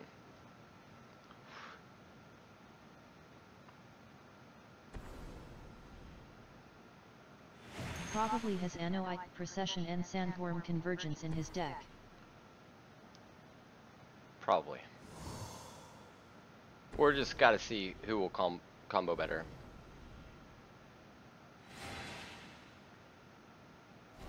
Me and him are both going tokens.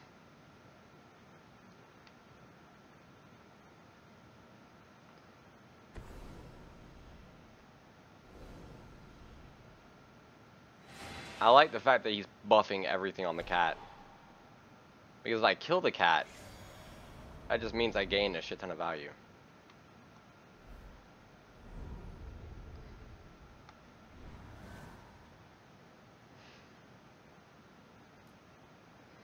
Fucking Ishkana.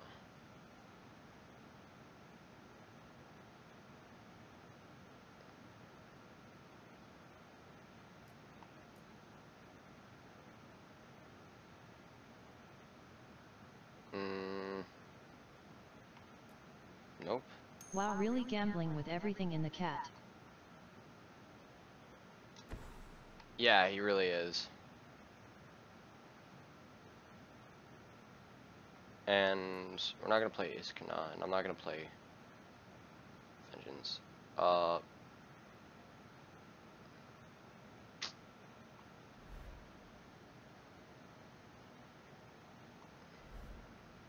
So we're gonna create a servo.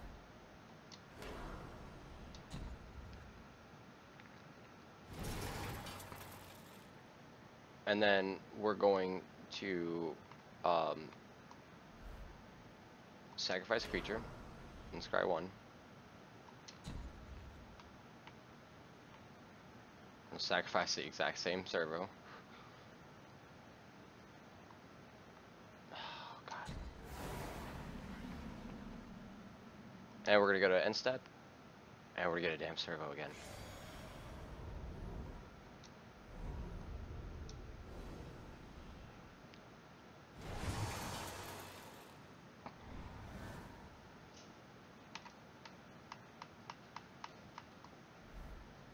Speaking of your end step, not each end step. That'd be really nice.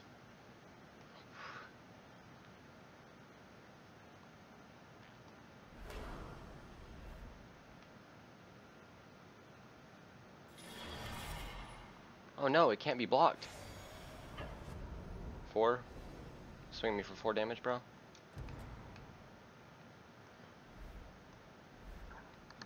Oh, he's gonna tap it. Okay. That's fine.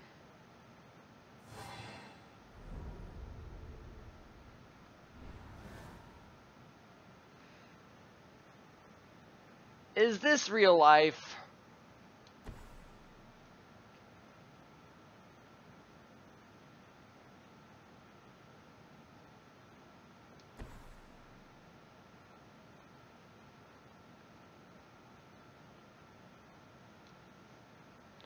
So tell you what we're gonna do.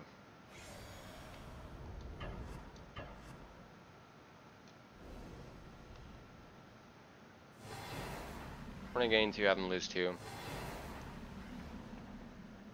And whenever he blocks the lifelink kitty, we're gonna sacrifice it. At least kill one of the things that he has. Wow, keep getting land.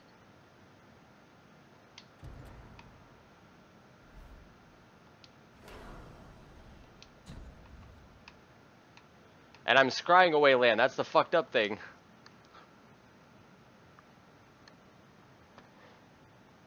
I'm okay with this. It's a human.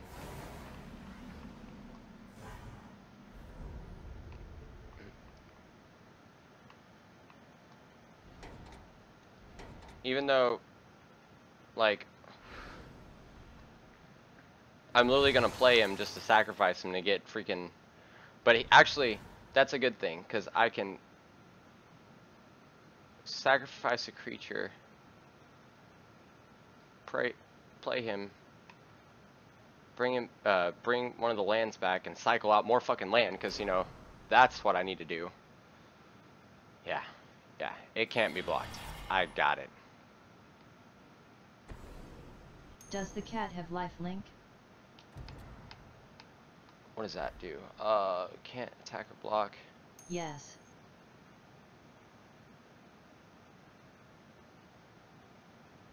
Okay, I wasn't gonna attack or block with it anyway, so I don't care. That's fine. Oh god, this is fucking stupid.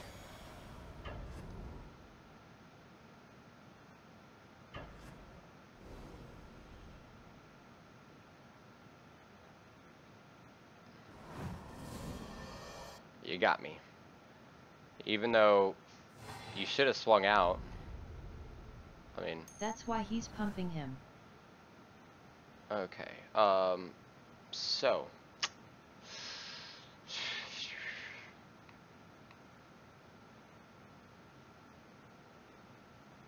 we're going to pay one. Actually, yeah, I don't even feel like attacking this guy anymore. Pay 1 mana. Yeah. Sacrifice a creature. This feels so bad. I'm really gonna play a Renegade Rally here. No, I don't want that. I mean, that would produce a shit ton more tokens, but I really don't want that.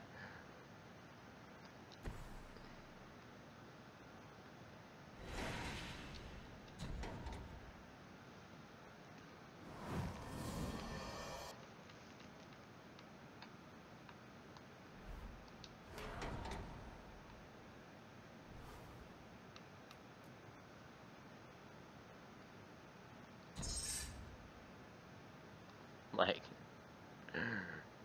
the fuck is going on?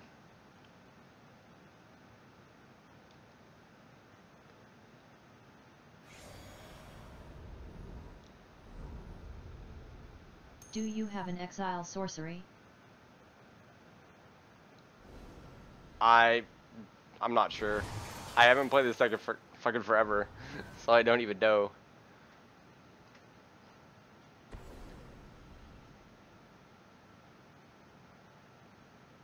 Here comes the roll.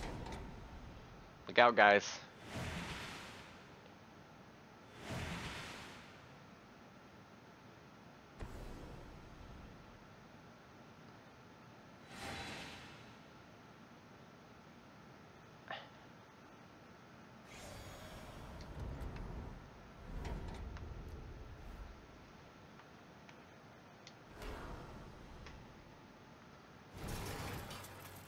I don't know why he hasn't been swinging out at me. He probably could have killed me already.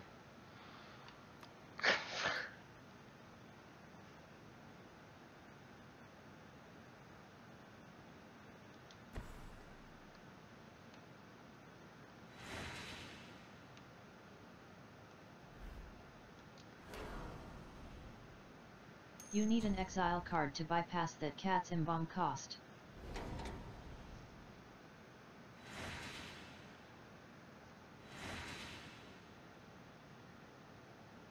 You can Orhdendel now. Okay. And I think we're gonna hold. I think we're gonna hold this turn.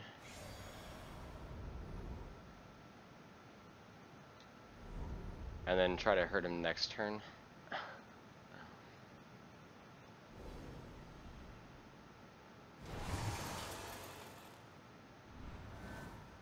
Because we're gonna have a shit ton of creatures by next.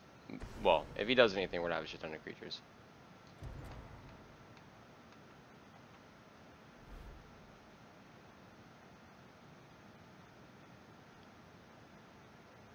Ah, Stamina Convergence. There it is. You guessed it. Orthendal exiles creatures.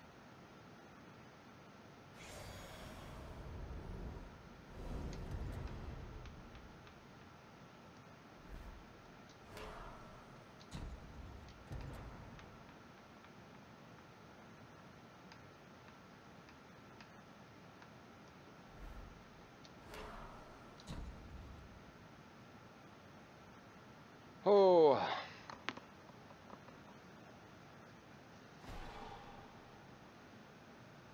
Damn, Orendal is useless now.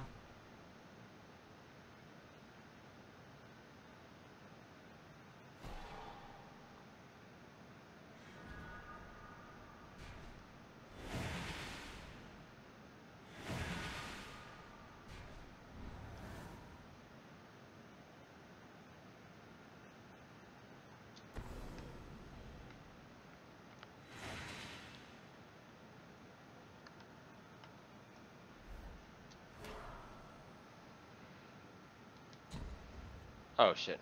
Well, fuck it.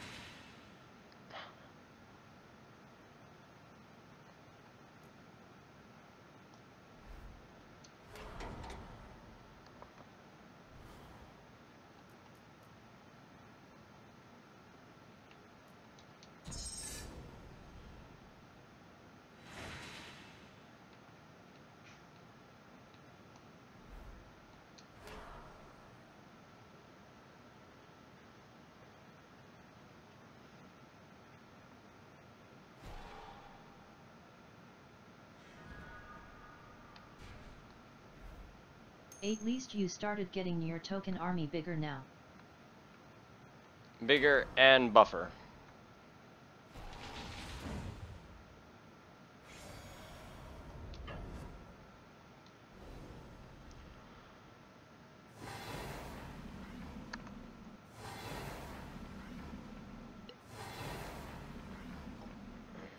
Hola. Yeah.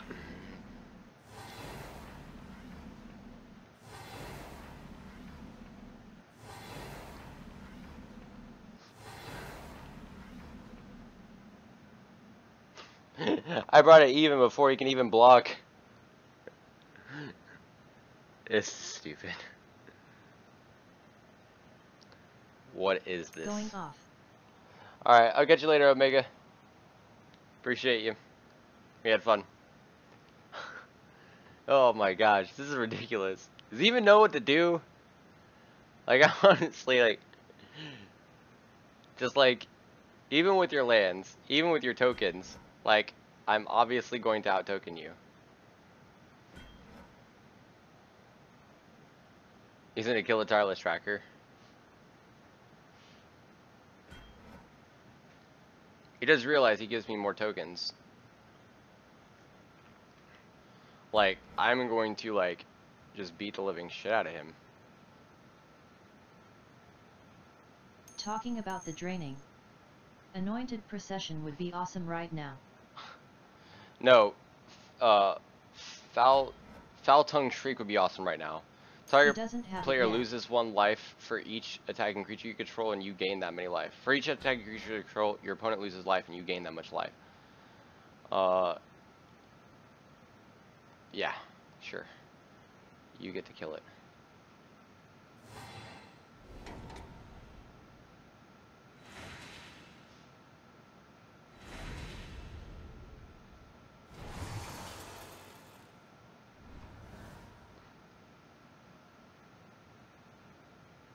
Four, 5, 6, 7, 8, 9, 10, 11, 12. I swing with a minimum of 12 creatures, and I gain 12 life next turn. Like, his defenses are such shit. Like, yeah, you can make big creatures. 6% completed in a monk cave. I think I got 12. I think that's what I got it. Oh man. But either way, like, he legitimately cannot out-creature me. Like, without me playing anything, he cannot out-creature me. Or even fumigate OIFOT stainless, never added it in duels. He's got 6 defenders.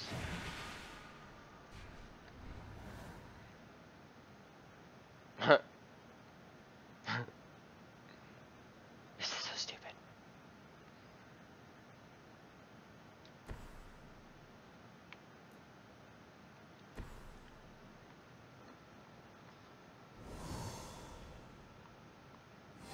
Let's see how stupid we can make this.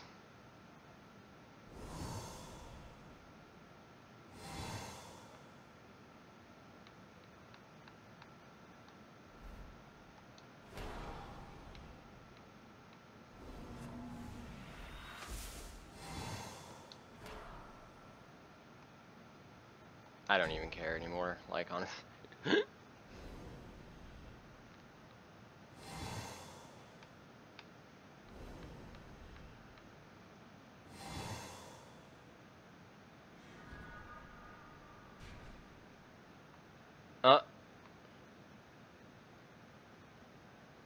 There we go. Love tokens vs tokens always takes a while to finish.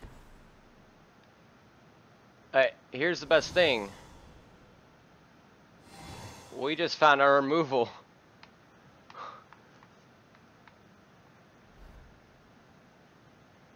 At least 10 more life than your starting total. So literally we just have to swing and we can exile anything.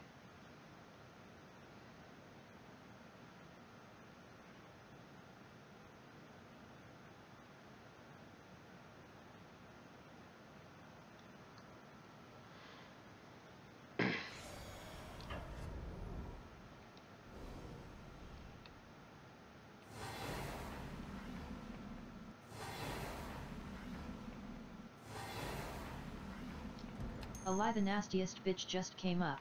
Yep. Haha.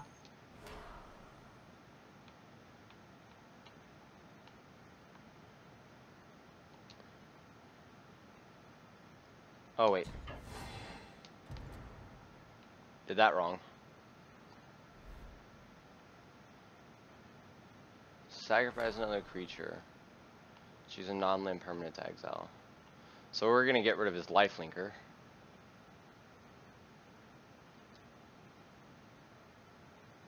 And I mean, one of his like token creators would probably be better, but I just don't want him to gain any more life. Like he's cut off from the lifelink, other than the 2/2. Like it's the 2/2 cat, but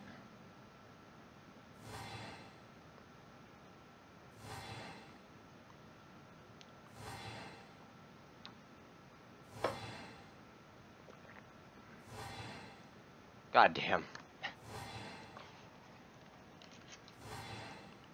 I just want to apologize to anybody I have to fight with this.